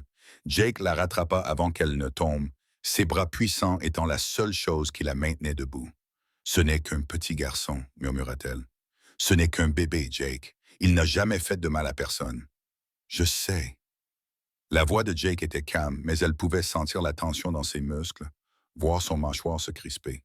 « Je vais le ramener, Rebecca, je te le promets. »« À Devil's Canyon, » dit-elle, s'efforçant de réfléchir malgré la terreur. « Où est-ce? » ?»« À environ 10 miles au nord. Les formations rocheuses en font un endroit idéal pour une embuscade. Une douzaine d'endroits où cacher des tireurs, une seule entrée et une seule sortie. » L'expression de Jake était sombre. Carver a bien choisi.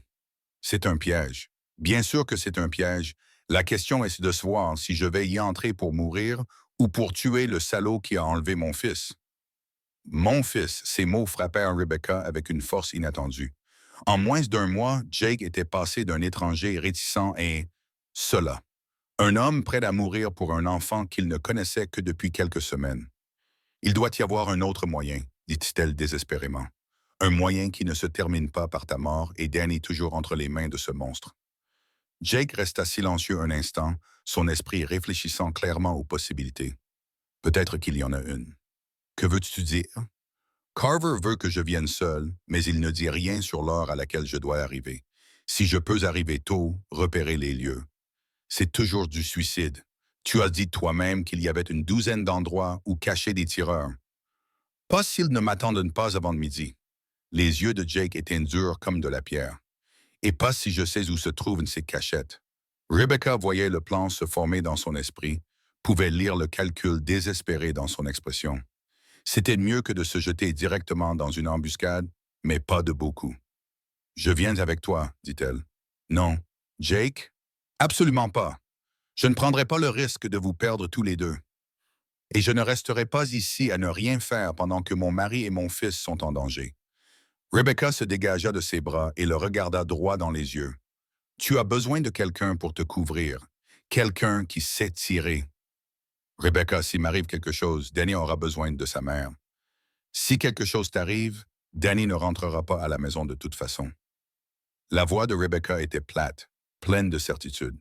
Les hommes comme Carver ne laissent pas de points Jake, même des témoins de 7 ans. La vérité de cette affirmation planait entre eux comme un glas funèbre. Ils savaient tous les deux qu'une fois que Carver aurait pris sa revanche, la vie de Danny n'aurait plus aucune valeur à ses yeux. « Que suggères-tu? » demanda Jake doucement. « Nous y allons ensemble. Tu t'approches par devant, tu retiens l'attention de Carver. Je fais le tour par derrière, je regarde si je peux apercevoir Danny et peut-être tirer sur Carver si l'occasion se présente. » Jake secouait déjà la tête. Trop dangereux. Trop de choses pourraient mal tourner. Plus dangereux que d'affronter seul un tueur dans un canyon encaissé. Avant que Jake n'ait pu répondre, Cookie apparut dans l'embrasure de la porte, entièrement habillé et armé de son fusil. Son visage buriné était sombre lorsqu'il prit conscience de la scène. « J'ai entendu du bruit, dit-il. Que se passe-t-il? » Jake expliqua rapidement l'enlèvement de Danny et la demande de Carver. Cookie écouta en silence, son expression s'assombrissant à chaque détail. « Devil's Canyon, dit-il lorsque Jake eut terminé. Un endroit idéal pour une fusillade. Tu le connais? J'y ai fait passer du bétail il y a des années, avant que nous trouvions de meilleurs itinéraires. L'endroit ressemble à un entonnoir, une entrée étroite qui s'ouvre sur une cuvette d'une centaine de mètres de diamètre, puis se rétrécit à nouveau à l'arrière. Les parois sont verticales, avec des falaises d'environ 12 mètres de haut. Des cachettes? Beaucoup. Des corniches, des grottes, des amoncellements de rochers. On pourrait y cacher une petite armée. Cookie marqua une pause, étudiant le visage de Jake. « Tu vas vraiment y aller? »« Je n'ai pas le choix. Tu n'iras pas seul. » L'expression de Jake se durcit. « Cookie, ne m'appelle pas Cookie, mon garçon. Je chevauche à tes côtés depuis 8 ans. Je ne vais pas te laisser affronter ce salaud tout seul. La lettre disait que tu devais venir seul. Elle ne disait rien sur ce qui se passerait une fois que tu serais arrivé. » Les yeux de Cookie étaient gris acier et déterminés. « En plus, tu crois que je vais rester assis et essayer à me curer les dents pendant qu'un prisonnier évadé menace ma famille? » Famille. Dans un ranch comme celui-ci, ce mot englobait bien plus que les liens du sang. Cookie avait aidé Jake à passer du statut de gamin inexpérimenté à celui d'homme accompli. Danny était autant le petit-fils de Cookie que s'ils avaient partagé le même sang. Rebecca sentit quelque chose se détendre dans sa poitrine. Du soulagement, peut-être, ou les premiers signes d'espoir. Ils n'étaient pas seuls dans cette épreuve. Ils avaient des alliés, des gens prêts à se battre pour la vie de Danny. « À quoi penses-tu? » demanda Jake. Cookie resta silencieux un instant, son esprit réfléchissant clairement aux possibilités tactiques. « Tu entres par devant, comme le dit la lettre.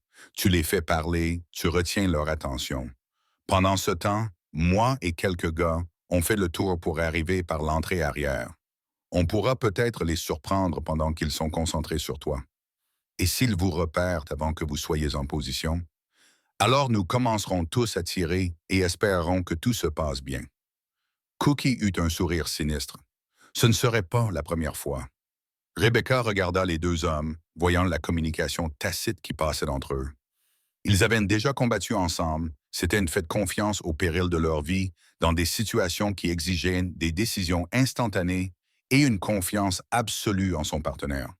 Elle vit aussi autre chose sur leur visage, la même détermination désespérée qui l'animait. Danny n'était plus seulement son fils, il était devenu membre de cette famille improvisée qui s'était formée autour de leur mariage de convenance. Quand partons-nous? Demanda-t-elle. Les deux hommes la regardèrent d'un air sévère. Rebecca, commença Jake. J'y vais, dit-elle fermement. Vous pouvez discuter ou vous pouvez réfléchir à la manière de m'utiliser efficacement, mais je ne resterai pas ici. Cookie l'observa un instant, puis acquiesça lentement. Elle pourrait être utile comme observatrice, quelqu'un pour surveiller la crête et signaler tout mouvement. Jake semblait vouloir protester, mais le temps pressait. Il était déjà plus de 8 heures. Ils avaient moins de 4 heures pour se mettre en position avant l'heure prévue pour la réunion. D'accord, dit-il finalement, mais tu restes en retrait, hors de portée. Si les coupes de feu commencent, tu t'éloignes et tu pars chercher de l'aide. Compris? Rebecca acquiesça, même si tout le monde savait que si les coups de feu commençaient, partir chercher de l'aide serait probablement inutile. Le temps que les secours arrivent, tout serait déjà fini depuis longtemps. Allons-y, dit Jake, nous avons un garçon à sauver. Le trajet jusqu'à Devil's Canyon leur sembla interminable, comme s'ils se dirigeaient vers la fin du monde. Rebecca n'avait jamais vu Jake aussi concentré, aussi redoutable. Toute sa douceur avait disparu, laissant place à quelque chose de plus dur et de plus dangereux qu'elle n'aurait pu l'imaginer. Ce n'était plus l'homme blessé qui l'avait serré dans ses bras pendant la tempête, ni le mari attentionné qui avait promis d'apprendre à Danny à monter à cheval. C'était un tueur qui se préparait à la guerre. Ils s'étaient séparés à 3 kilomètres de là. Cookie et 3 des employés du ranch faisaient un grand détour pour approcher l'entrée arrière du canyon, tandis que Jake et Rebecca prenaient la route directe. Le plan était simple. Jake arriverait à midi comme demandé, tandis que l'équipe de Cookie se mettrait en position pour fournir un tir de couverture si nécessaire. Le rôle de Rebecca était de rester cachée sur la crête, surplombant le canyon, avec des jumelles pour repérer les menaces potentielles et un fusil au cas où la situation tournerait mal. C'était un bon plan. Il pourrait même fonctionner. Mais lorsqu'ils atteignirent le sommet de la dernière colline et que le Devil's Canyon s'étendit sous leurs yeux, Rebecca sentit son cœur se serrer. Le canyon était exactement comme Cookie l'avait décrit. Un entonnoir naturel creusé par le vent et l'eau dans la roche solide. L'entrée était à peine assez large pour que 2 chevaux puissent passer côte à côte, s'ouvrant sur une dépression en forme de cuvette entourée de parois de 12 mètres de haut. À le fond, une autre brèche étroite menait plus profondément dans les formations rocheuses. Ce que Cookie n'avait pas mentionné, c'était à quel point cet endroit était parfait pour une embuscade. Rebecca compta au moins 8 positions différentes où un tireur pouvait se cacher et contrôler tout le fond du canyon. Un homme entrant dans ce piège mortel serait visible par les tireurs cachés bien avant de pouvoir les repérer à son tour. Jake, dit-elle doucement, en étudiant le terrain à travers ses jumelles. C'est du suicide, peut-être. Sa voix était calme, pragmatique. Mais c'est la seule chance que Danny a. Il doit y avoir un autre moyen. Non. Le ton de Jake coupa court à toute discussion. Carver a tous les avantages, ici, sauf un. Il pense que je viens seul et sans préparation. C'est notre seul atout et je ne vais pas le laisser filer. Rebecca baissa ses jumelles et regarda son mari, le regarda vraiment, peut-être pour la dernière fois. Le soleil matinal faisait briller les reflets dorés de ses yeux bruns, et elle mémorisa la ligne forte de sa mâchoire, la façon dont ses cheveux foncés bouclaient légèrement au niveau de son col.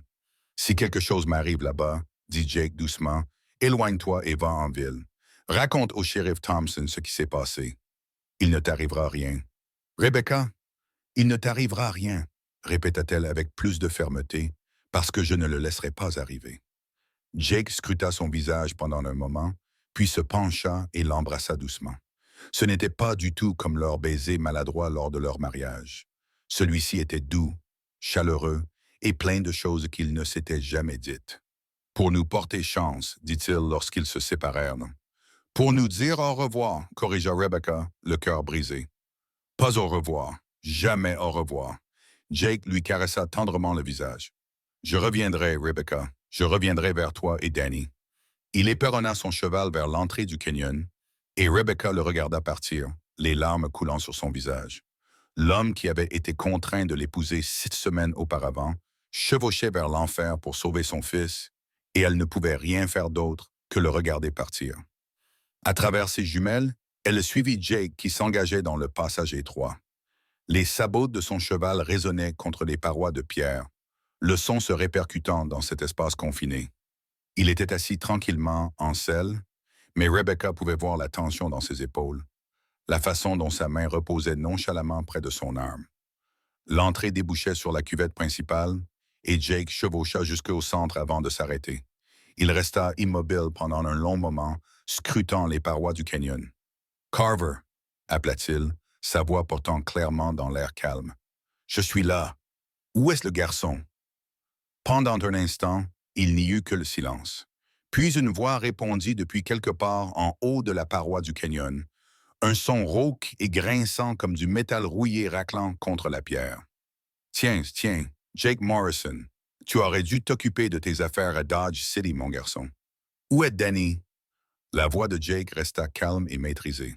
« En sécurité, pour l'instant. » Il y eut une pause, puis « Tu te souviens de cette fille que tu pensais sauver? Cette petite mignonne qui s'appelait Lucy? » « Je m'en souviens. Elle a témoigné contre moi. Elle m'a envoyé en prison pour 15 ans.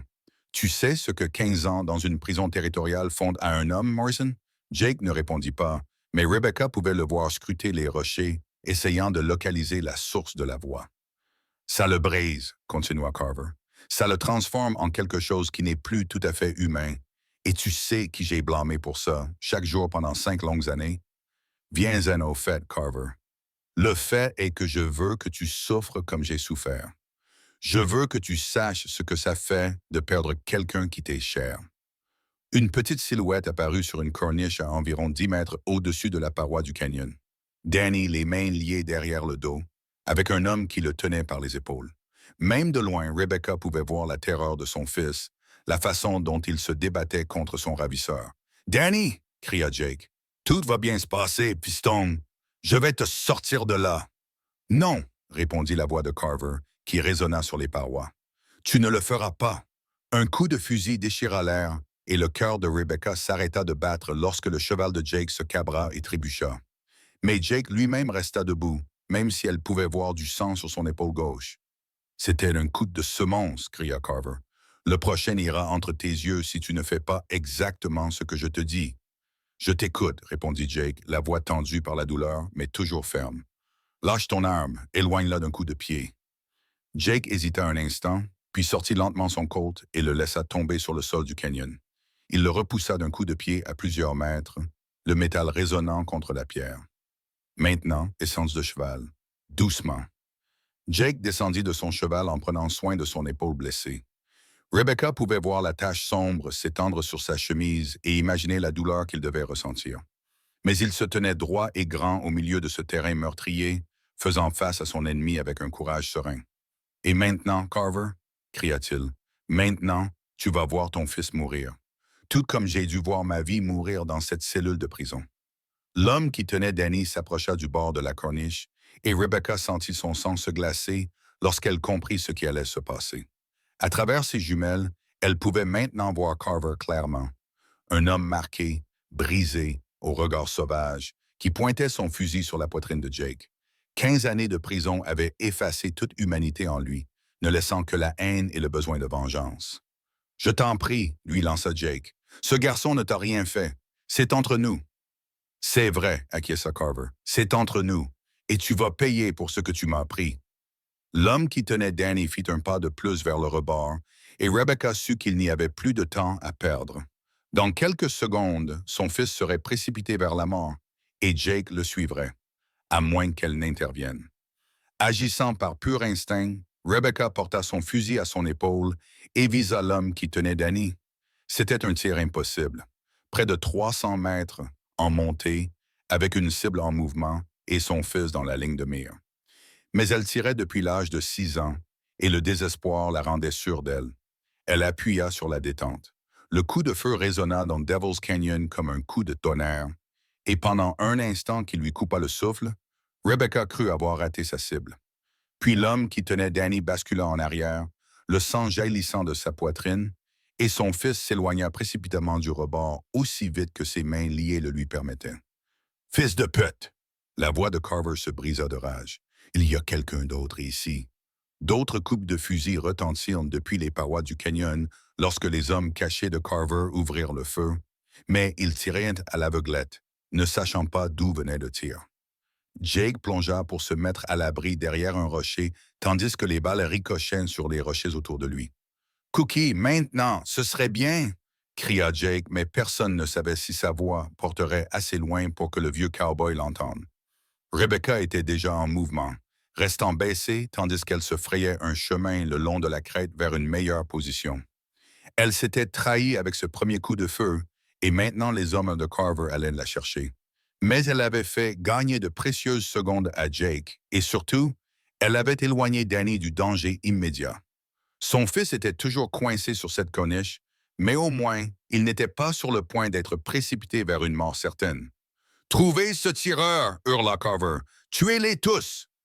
Un coup de fusil retentit quelque part au-dessus de Rebecca, et elle sentit le vent d'une balle passer à quelques centimètres de sa tête. Elle roula derrière un groupe de rochers juste au moment où un autre tir éclatait la pierre à côté d'elle.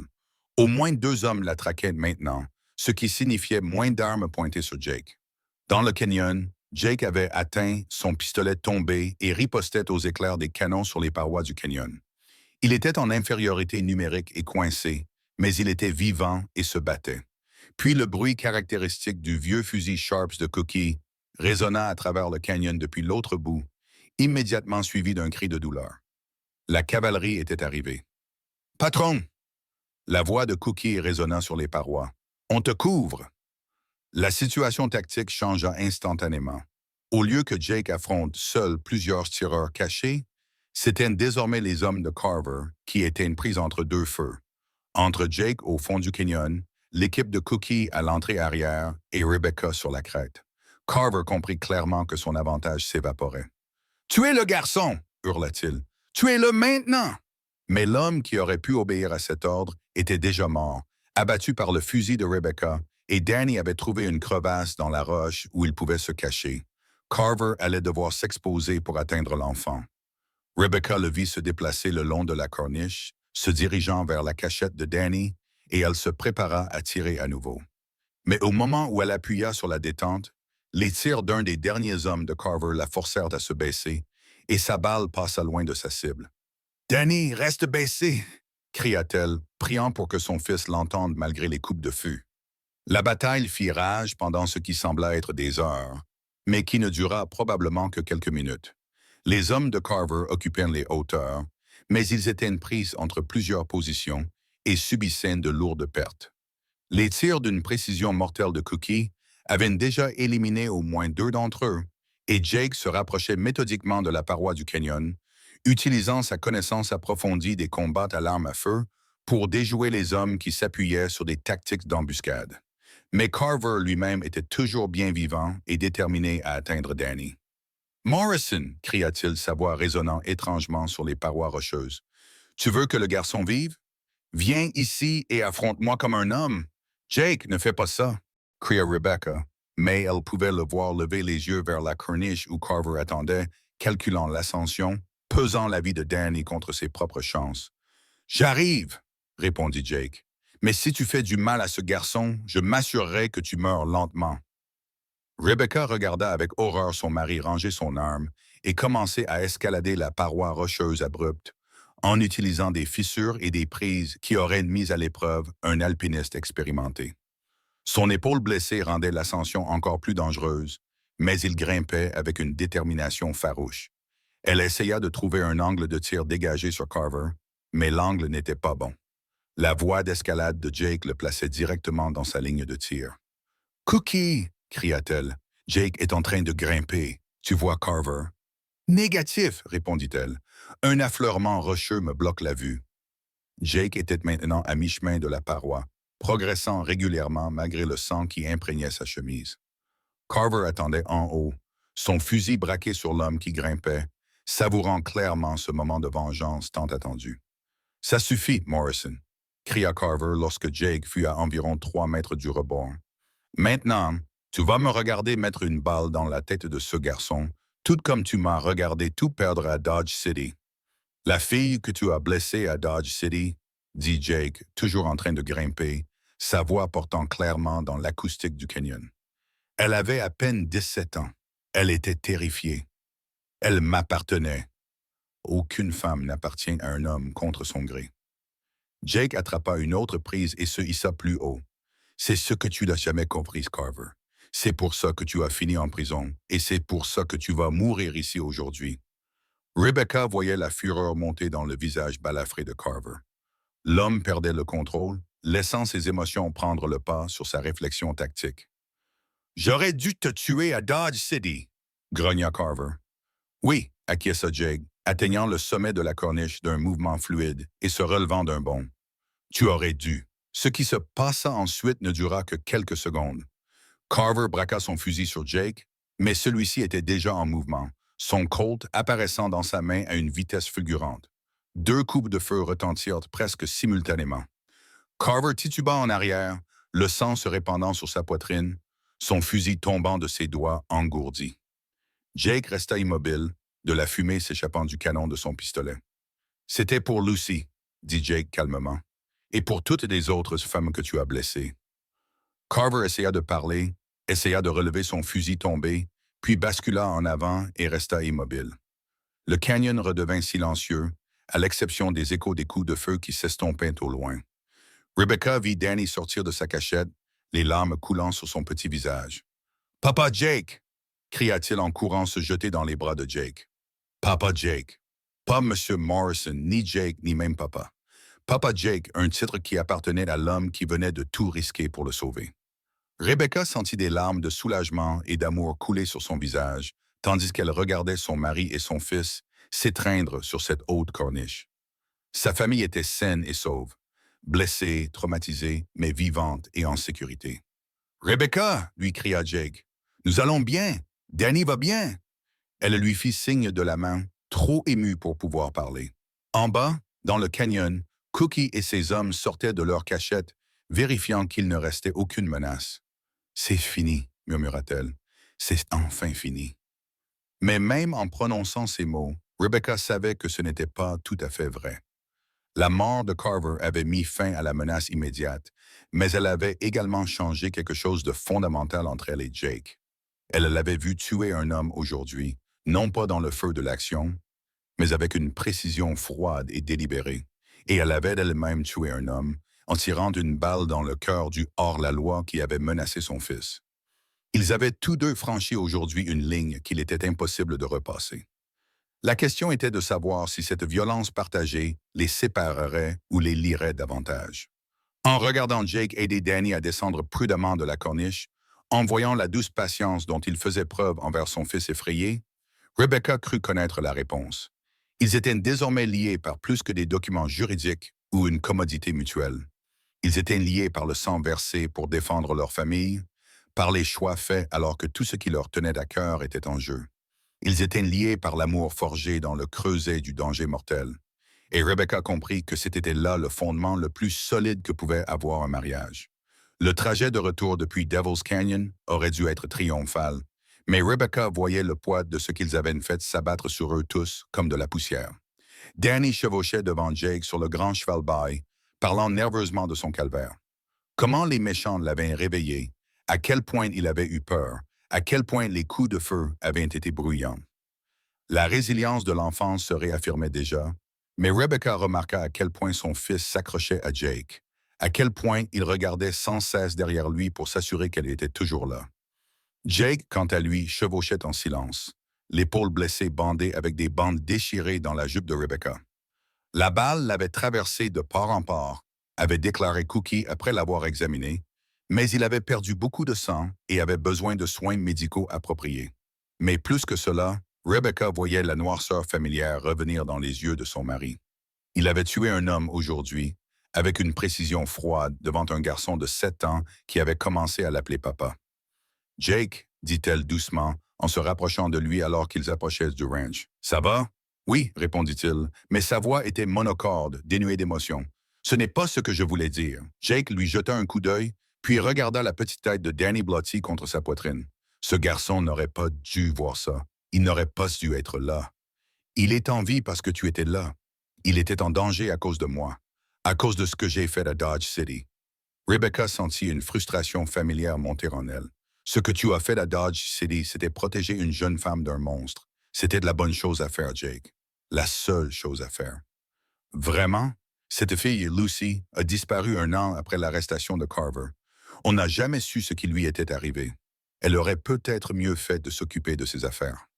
Ou peut-être qu'elle s'est enfuie et s'est construite une nouvelle vie dans un endroit sûr, rétorqua Rebecca. Elle est peut-être mariée aujourd'hui, avec des enfants, parce que tu lui as donné une chance de s'échapper. Jake resta silencieux un instant, réfléchissant à ses paroles. On ne peut pas le savoir avec certitude. Non, tu ne peux pas. Mais tu peux savoir que tu as fait ce que ta conscience te disait être juste. Et aujourd'hui, tu l'as refait. Ils roulèrent en silence pendant un moment, les bâtiments du ranch apparaissant au loin. La maison. Ce mot avait désormais un sens réel, gagné à force d'épreuves et scellé par un danger partagé. Rebecca, dit soudain Jake. Oui, ce que tu as fait aujourd'hui, ce tir, tu as sauvé la vie de Danny. Tu as probablement sauvé nos vies à tous. Rebecca sentit ses joues s'empourprer. J'avais tellement peur de rater mon coup. 3 signes en montée, avec Danny si près. Mais tu n'as pas raté ton coup. Et tu n'as pas hésité. La voix de Jake trahissait son émerveillement. La plupart des hommes n'auraient pas tenté ce tir. C'est mon fils. Notre fils, corrigea Jake doucement, et ces mots simples remplirent le cœur de Rebecca de chaleur. Quand ils arrivèrent au ranch, Martha Patterson les attendait sous le porche, accompagnée de plusieurs autres femmes du village. La nouvelle des événements du matin s'était clairement répandue rapidement. « Rebecca! » s'écria Martha en descendant précipitamment les marches. « Dieu merci, vous êtes tous sains et saufs. Nous avons entendu dire qu'il y avait eu une fusillade à Devil's Canyon. »« Nous allons bien, Martha, » répondit Rebecca, bien qu'elle puisse lire la spéculation dans les yeux des autres femmes. Il y aurait des questions, des commérages, des conversations chuchotées sur le bien fondé pour une dame de se rendre à une fusillade. Qu'elle parle, elle avait sauvé sa famille aujourd'hui et elle ne s'excuserait auprès de personne pour cela. Alors que Jake aidait Danny à descendre de cheval, Rebecca remarqua à quel point le garçon restait près de son beau-père, à quel point l'instinct protecteur de Jake s'étendait naturellement à l'enfant. Quel que soit le document juridique qui les avait liés 6 semaines auparavant, c'était désormais quelque chose de plus profond. C'était réel. « Papa Jake, » dit Danny en tirant sur le bras valide de Jake. « Les méchants sont tous partis maintenant. » Jake s'agenouilla à la hauteur des yeux de Danny, grimaçant légèrement lorsque le mouvement tira sur son épaule blessée. « Ils sont partis, mon fils. Ils ne peuvent plus te faire de mal. »« Tu me le promets? »« Je te le promets. » Rebecca regarda cette simple conversation, les larmes aux yeux. Jake avait appelé Danny mon fils naturellement, sans réfléchir ni hésiter. Et Danny l'avait appelé « papa », avec une confiance et une affection totale. Son mariage de convenance était devenu quelque chose qu'elle n'avait jamais osé espérer. Une vraie famille, fondée sur l'amour, le sacrifice et un engagement commun. « Madame Morrison, » dit le Dr. Hayes en s'approchant après avoir examiné l'épaule de Jake, « votre mari a besoin de repos et de soins appropriés pour cette blessure. Pas de travail pénible pendant au moins 1 semaine. » « Je veillerai à ce qu'il suive les consignes, » répondit Rebecca, ce qui lui valut un regard sceptique de la part de Jake. « Rebecca, » dit Martha Patterson à voix basse en la prenant à part, « les gens disent que vous avez accompagné les hommes aujourd'hui, que vous avez participé au combat. » Les gens ont raison. Les yeux de Martha s'écarquillèrent devant cet aveu calme. « Mais vous comprenez sûrement comment cela peut être perçu. Une dame qui se livre à des actes de violence. Je comprends qu'une mère fasse tout ce qui est nécessaire pour protéger son enfant, » répondit Rebecca d'un ton posé. « Si cela dérange le sens des convenances de quelqu'un, je suggère qu'il en parle à Dieu. » Martha eut l'air choquée par cette réponse ferme, mais Rebecca ne se souciait plus des conventions sociales. Elle avait trouvé une cause qui valait la peine d'être défendue, et elle se battrait à nouveau pour elle si nécessaire. Alors que la foule des sympathisants se dispersait peu à peu, Rebecca se retrouva seule avec Jake et Danny sous le porche. Le soleil de l'après-midi réchauffait leurs visages, et pour la première fois depuis des heures, elle se sentait vraiment en sécurité. « Que va-t-il se passer maintenant? » demanda-t-elle à Jake. « Maintenant, nous vivons, » répondit-il simplement. « Nous prenons soin l'un de l'autre. Nous travaillons au ranch, nous élevons notre fils. » Notre fils. Voilà encore cette hypothèse naturelle de responsabilité et d'amour partagé. Et nous? Demanda Rebecca doucement. Que va-t-il se passer pour nous? Jake la regarda longuement, ses yeux sombres sérieux. Que veux-tu qu'il arrive? C'était de la question qu'elle avait peur de se poser et encore plus de répondre. Mais après aujourd'hui, après l'avoir vu tout risquer pour Danny, après avoir vu l'homme qu'il était vraiment sous toutes ses défenses prudentes, je veux que ce soit réel, dit-elle. Pas seulement un arrangement légal, mais un vrai mariage, une vraie famille. Même en sachant qui je suis, ce dont je suis capable, surtout en sachant cela. Rebecca tendit la main et lui caressa doucement le visage. Tu es un homme bon, Jake Morrison, un homme qui mérite d'être aimé. Jake attrapa sa main et la pressa contre sa joue. Je t'aime, Rebecca. Je pense que je t'aime depuis cette nuit de tempête, mais j'avais trop peur de l'admettre. Et je t'aime, répondit-elle, les mots lui semblant à la fois naturels et miraculeux. Tout entier, même tes côtés dangereux. Comme attirés par une force invisible, ils se rapprochèrent l'un de l'autre. Cette fois, lorsque Jake l'embrassa, il n'y eut aucune hésitation, aucune distance prudente. C'était le baiser d'un homme revendiquant sa femme, d'une femme accueillant son mari à la maison. Maman, papa Jake, la voix de Danny les interrompit. Vous allez vous embrasser tout le temps maintenant?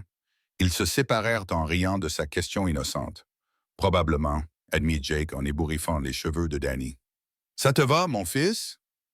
Danny réfléchit sérieusement pendant un moment. Je suppose que oui. Mais on peut dîner d'abord? J'ai vraiment faim. Alors que Rebecca rentrait pour préparer le repas, elle entendit Jake et Danny discuter sous le porche. Ils parlaient de chevaux, du travail au ranch et de toutes les choses normales qui remplissaient les journées d'une famille. C'était le son du bonheur, de l'appartenance. Dehors, le soleil se couchait sur les montagnes, peignant le ciel de nuances dorées et roses. Demain apporterait de nouveaux défis, de nouveaux travaux, de nouvelles joies. Mais ce soir, ils étaient chez eux. Ils étaient ensemble. Ils étaient en sécurité. Et ils formaient enfin, véritablement, une famille.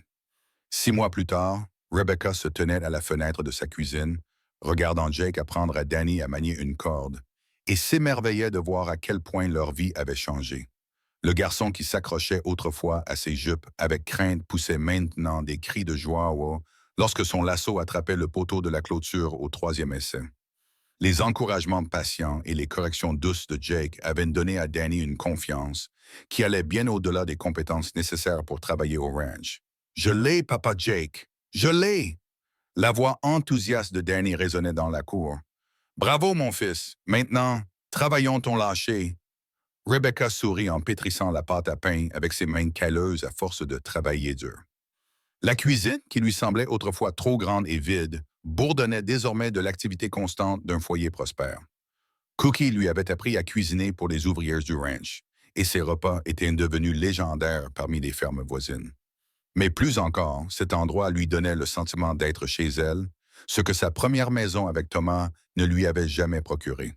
Peut-être parce qu'elle l'avait choisi, qu'elle s'était battue pour l'obtenir et qu'elle avait contribué à en faire quelque chose de plus solide qu'un simple lieu de confort. Madame Morrison? Mary Patterson apparut dans l'embrasure de la porte, un panier à la main. Elle venait régulièrement depuis l'incident de Devil's Canyon, et Rebecca soupçonnait la femme du juge d'être encore sous le choc d'avoir vu une femme partir au combat et en revenir victorieuse. « Entrez, Mary. Le café est prêt. » Alors qu'elle s'installait à la table de la cuisine, le regard de Mary se posa sur la lettre arrivée ce matin-là, toujours fermée, sur le comptoir de Rebecca. « Des nouvelles de l'Est? » demanda-t-elle. « Ma sœur en Ohio. Elle m'écrit tous les quelques mois. » Rebecca versa du café dans leur tasse. « Elle essaie toujours de me convaincre de rentrer à la maison. »« Es-tu tenté? » Rebecca regarda à nouveau par la fenêtre, où Jake montrait maintenant à Danny comment enrouler correctement la corde. Son mari avait pris du poids au cours des mois qui avaient suivi leur mariage. Les angles vifs du chagrin et de l'auto-accusation s'étant adoucis grâce au contentement et à des repas réguliers. Il riait davantage maintenant, la touchait plus librement, avait cessé de regarder par-dessus son épaule à la recherche de menaces qui ne viendraient peut-être jamais. « C'est ici, chez nous, » dit-elle simplement. Mary acquiesça, le regard compréhensif. « Vous avez construit quelque chose de spécial ici. Nous avons construit quelque chose de spécial, corrigea Rebecca. Tous ensemble. C'était vrai. Le ranch avait prospéré grâce à leurs efforts combinés. L'expertise de Jake, les compétences domestiques de Rebecca et la sagesse constante de Cookie avaient créé une exploitation qui faisait l'envie de trois quintés. Plus de bétail, de meilleurs pâturages, une maison qui s'était agrandie pour répondre à leurs besoins croissants, et leur famille qui s'agrandissait. La main de Rebecca se posa inconsciemment sur son ventre encore plat, où une nouvelle vie venait de commencer. Elle n'en avait pas encore parlé à Jake, voulant être certaine avant de lui donner de faux espoirs, mais le Dr. Hayes avait confirmé ses soupçons la veille. Des regrets? Demanda Mary doucement. Sur la façon dont tout a commencé, les circonstances de votre mariage? Rebecca réfléchit sérieusement à la question. Je regrette que Thomas soit mort. Je regrette que Danny et moi ayons été contraints de vivre dans des circonstances aussi désespérées. Mais le mariage en lui-même, non. Je n'ai aucun regret à ce sujet. Après le départ de Mary, Rebecca ouvrit enfin la lettre de sa sœur. Les nouvelles habituelles de l'Ohio. Naissance, décès, mariage, les petits drames qui remplissaient la vie d'une communauté stable. Et l'invitation habituelle. Rebecca, tu as prouvé ton indépendance, mais il est certainement temps de rentrer à la maison maintenant. Les enfants ont besoin d'une éducation convenable et tu as besoin du soutien de ta famille. On parle toujours de cette voie ferrée qui passera par Millerville. Il y a beaucoup d'opportunités pour une femme de tes capacités. Rebecca mit la lettre de côté avec un sourire. Sa sœur avait de bonnes intentions, mais elle ne pouvait pas comprendre que Rebecca avait déjà trouvé ce qu'elle cherchait. À l'approche du soir, elle prépara le repas préféré de Jake. Du rôti de bœuf avec des pommes de terre et des carottes, du pain frais et une tarte aux pommes préparée avec les fruits qu'ils avaient conservés de leur propre verger. Un repas simple, mais préparé avec amour et servi à des personnes qui appréciaient à la fois la nourriture et les mains qu'il avait préparées. Ça sent divinement bon ici, dit Jake en rentrant de sa journée de travail, les bottes pleines de terre et les yeux brillants de satisfaction. Tu as passé une bonne journée? Demanda Rebecca en s'approchant pour épousseter ses épaules.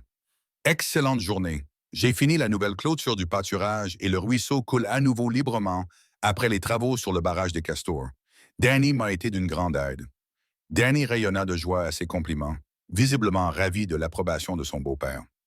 Le garçon avait grandi de plusieurs centimètres au cours des derniers mois, et Rebecca pouvait déjà entrevoir l'homme qu'il allait devenir.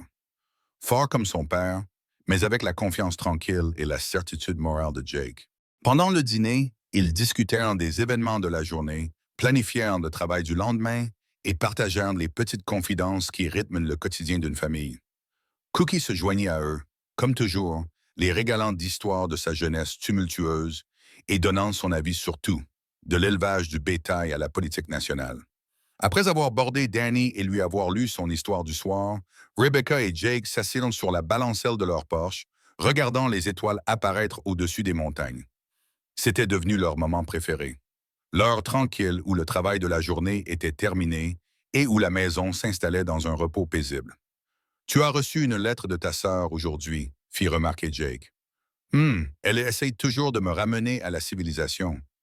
Y a-t-il une chance qu'elle réussisse? » Son ton était léger, mais Rebecca perçut l'inquiétude sous-jacente. « Probablement pas. » Rebecca se blottit contre lui. « Je suis très attachée à cette vie. »« À cette vie? Ou à ce mari? » Les deux, admit-elle, puis elle prit d'une profonde inspiration. « Jake, j'ai quelque chose à te dire. » Il se tourna vers elle, immédiatement alerte. « Qu'y a-t-il? »« Je suis enceinte. » Les mots restèrent suspendus dans l'air du soir entre eux. Jake se figea, son bras se resserrant autour de ses épaules. « Enceinte, » répéta-t-il lentement, comme s'il testait le mot. « Le Dr. Hayes pense que je suis enceinte d'environ 2 mois. Le bébé devrait naître au début du printemps. » Jake resta silencieux si longtemps que Rebecca commença à s'inquiéter. Puis elle sentit ses épaules se mettre à trembler et comprit qu'il pleurait, non pas de tristesse, mais d'une joie immense. « Un bébé, » murmura-t-il contre ses cheveux. « Notre bébé. Es-tu heureux? » « Heureux. » Jake s'écarta pour la regarder, les yeux brillants de larmes et de lumière. « Rebecca, je pensais avoir perdu toute chance d'avoir une famille, des enfants, tout ce qui rend la vie digne d'être vécue. » Il l'embrassa alors, doucement et avec révérence, comme si elle était quelque chose de précieux et de fragile. « Je t'aime, dit-il, plus que je ne pensais possible d'aimer quelqu'un. Et je t'aime tout entier, pour toujours. » Ils s'assirent ensemble dans un silence confortable, planifiant un avenir qui s'étendait devant eux comme l'herbe dorée de la prairie.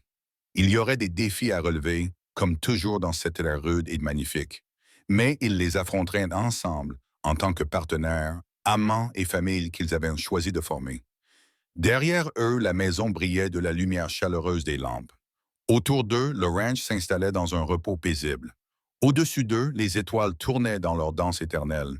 Et dans le cœur de Rebecca, le contentement s'installa comme la rosée du matin sur l'herbe d'été. C'était l'amour. C'était chez elle. C'était tout ce qu'elle n'avait jamais osé rêver d'avoir. Rebecca Morrison, car c'était désormais son vrai nom, gagné à l'épreuve et scellé par l'amour, se tenait dans son jardin par une parfaite matinée de juin, regardant son mari et ses fils travailler avec les chevaux. 2 ans s'étaient écoulés depuis ce mariage désespéré dans le salon du juge Patterson, et la femme qu'elle était alors lui semblait étrangère. Cette veuve effrayée, contrainte de se marier pour sauver son enfant, s'était transformée en une personne plus forte, plus confiante, plus épanouie. Danny, maintenant âgé de 9 ans, était assis à califourchon sur son propre poney avec l'aisance d'un enfant élevé à cheval. À ses côtés, Thomas, âgé de 18 mois, et nommé ainsi en l'honneur du premier mari de Rebecca sur l'insistance de Jake, poussait des cris de joie depuis sa place devant son père sur le grand bail. « Doucement maintenant, disait Jake à Danny. Le cheval doit te faire confiance et avant de travailler avec toi. » La patience dans sa voix ne manquait jamais de réchauffer le cœur de Rebecca. Jake s'était adapté à son rôle de père comme s'il était né pour cela, partageant ses connaissances et ses compétences avec une confiance tranquille, tout en s'assurant que les 2 garçons sachent qu'ils étaient aimés. Cookie apparut à côté de Rebecca, une tasse de café dans ses mains burinées. « C'est beau à voir, n'est-ce pas? »« C'est magnifique, » acquiesça Rebecca. « Difficile de croire que cela ne fait que 2 ans. On dirait qu'ils sont ensemble depuis toujours. » Rebecca acquiesça, comprenant parfaitement ce qu'il voulait dire. Les circonstances désespérées qui l'avaient rapproché de Jake semblaient désormais appartenir à une autre époque. Leur amour s'était développé si naturellement, si complètement, qu'elle oubliait parfois qu'ils ne s'étaient pas choisis dès le début. « Une lettre est arrivée de la ville, » continua Cookie en lui tendant une enveloppe. « Le shérif Thompson veut que Jake sache que la bande de Bill Carver s'est dispersée après Devil's Canyon. La plupart d'entre eux sont morts ou en prison maintenant. Le dernier a été arrêté pour avoir braqué une banque au Texas. » Rebecca sourit, enregistrant l'information pour la partager avec Jake plus tard. L'ombre de leur passé avait enfin été complètement dissipée. Un cri provenant du corral ramena son attention sur sa famille. Jake aidait le petit Thomas à donner des carottes à la jument la plus docile, tandis que Danny s'entraînait à lancer le lasso à proximité. L'image qu'il formait, un père et ses fils absorbés par le travail intemporel de la vie au ranch, la remplissait d'un contentement si profond qu'il ressemblait à une prière. Cette vie n'était pas celle qu'elle avait prévue. Elle s'attendait à vieillir avec Thomas dans l'Ohio, à élever Danny dans la sécurité d'une civilisation stable, à vivre ses jours dans une respectabilité tranquille. Au lieu de cela, elle avait trouvé quelque chose qu'elle ne savait même pas qu'elle cherchait. Un amour fondé sur le respect mutuel et les épreuves partagées, un partenariat qui les rendait tous deux plus forts, une famille forgée dans le creuset de la frontière américaine. « Maman !» appela Danny. « Viens voir, je sais attacher le poteau à cheval maintenant. » Rebecca posa son panier et marcha vers eux, vers le son des rires et le cercle chaleureux de leur vie commune. Jake croisa son regard par-dessus la tête de leurs enfants et lui sourit, cette expression rare et sincère qui avait encore le pouvoir de faire battre son cœur. « Montre-moi, dit-elle à Danny, mais ses yeux restaient fixés sur son mari. Alors qu'elle regardait son fils montrer son talent durement acquis, qu'elle sentait le bras de Jake se glisser autour de sa taille, qu'elle entendait les babillages joyeux du petit Thomas, Rebecca réfléchit au chemin étrange qu'il avait mené ici. Elle avait épousé un inconnu pour sauver son enfant. Elle avait trouvé un partenaire qui complétait son âme. Elle avait été contrainte de choisir entre la respectabilité et la survie, et en choisissant la survie, elle avait découvert une vie plus riche qu'elle n'aurait jamais pu l'imaginer. Les tribunaux territoriaux les avaient peut-être forcés à s'unir, mais l'amour avait fait d'eux une famille. La peur avait peut-être motivé leurs choix initiaux, Mais le courage avait soutenu tout ce qu'ils avaient construit depuis.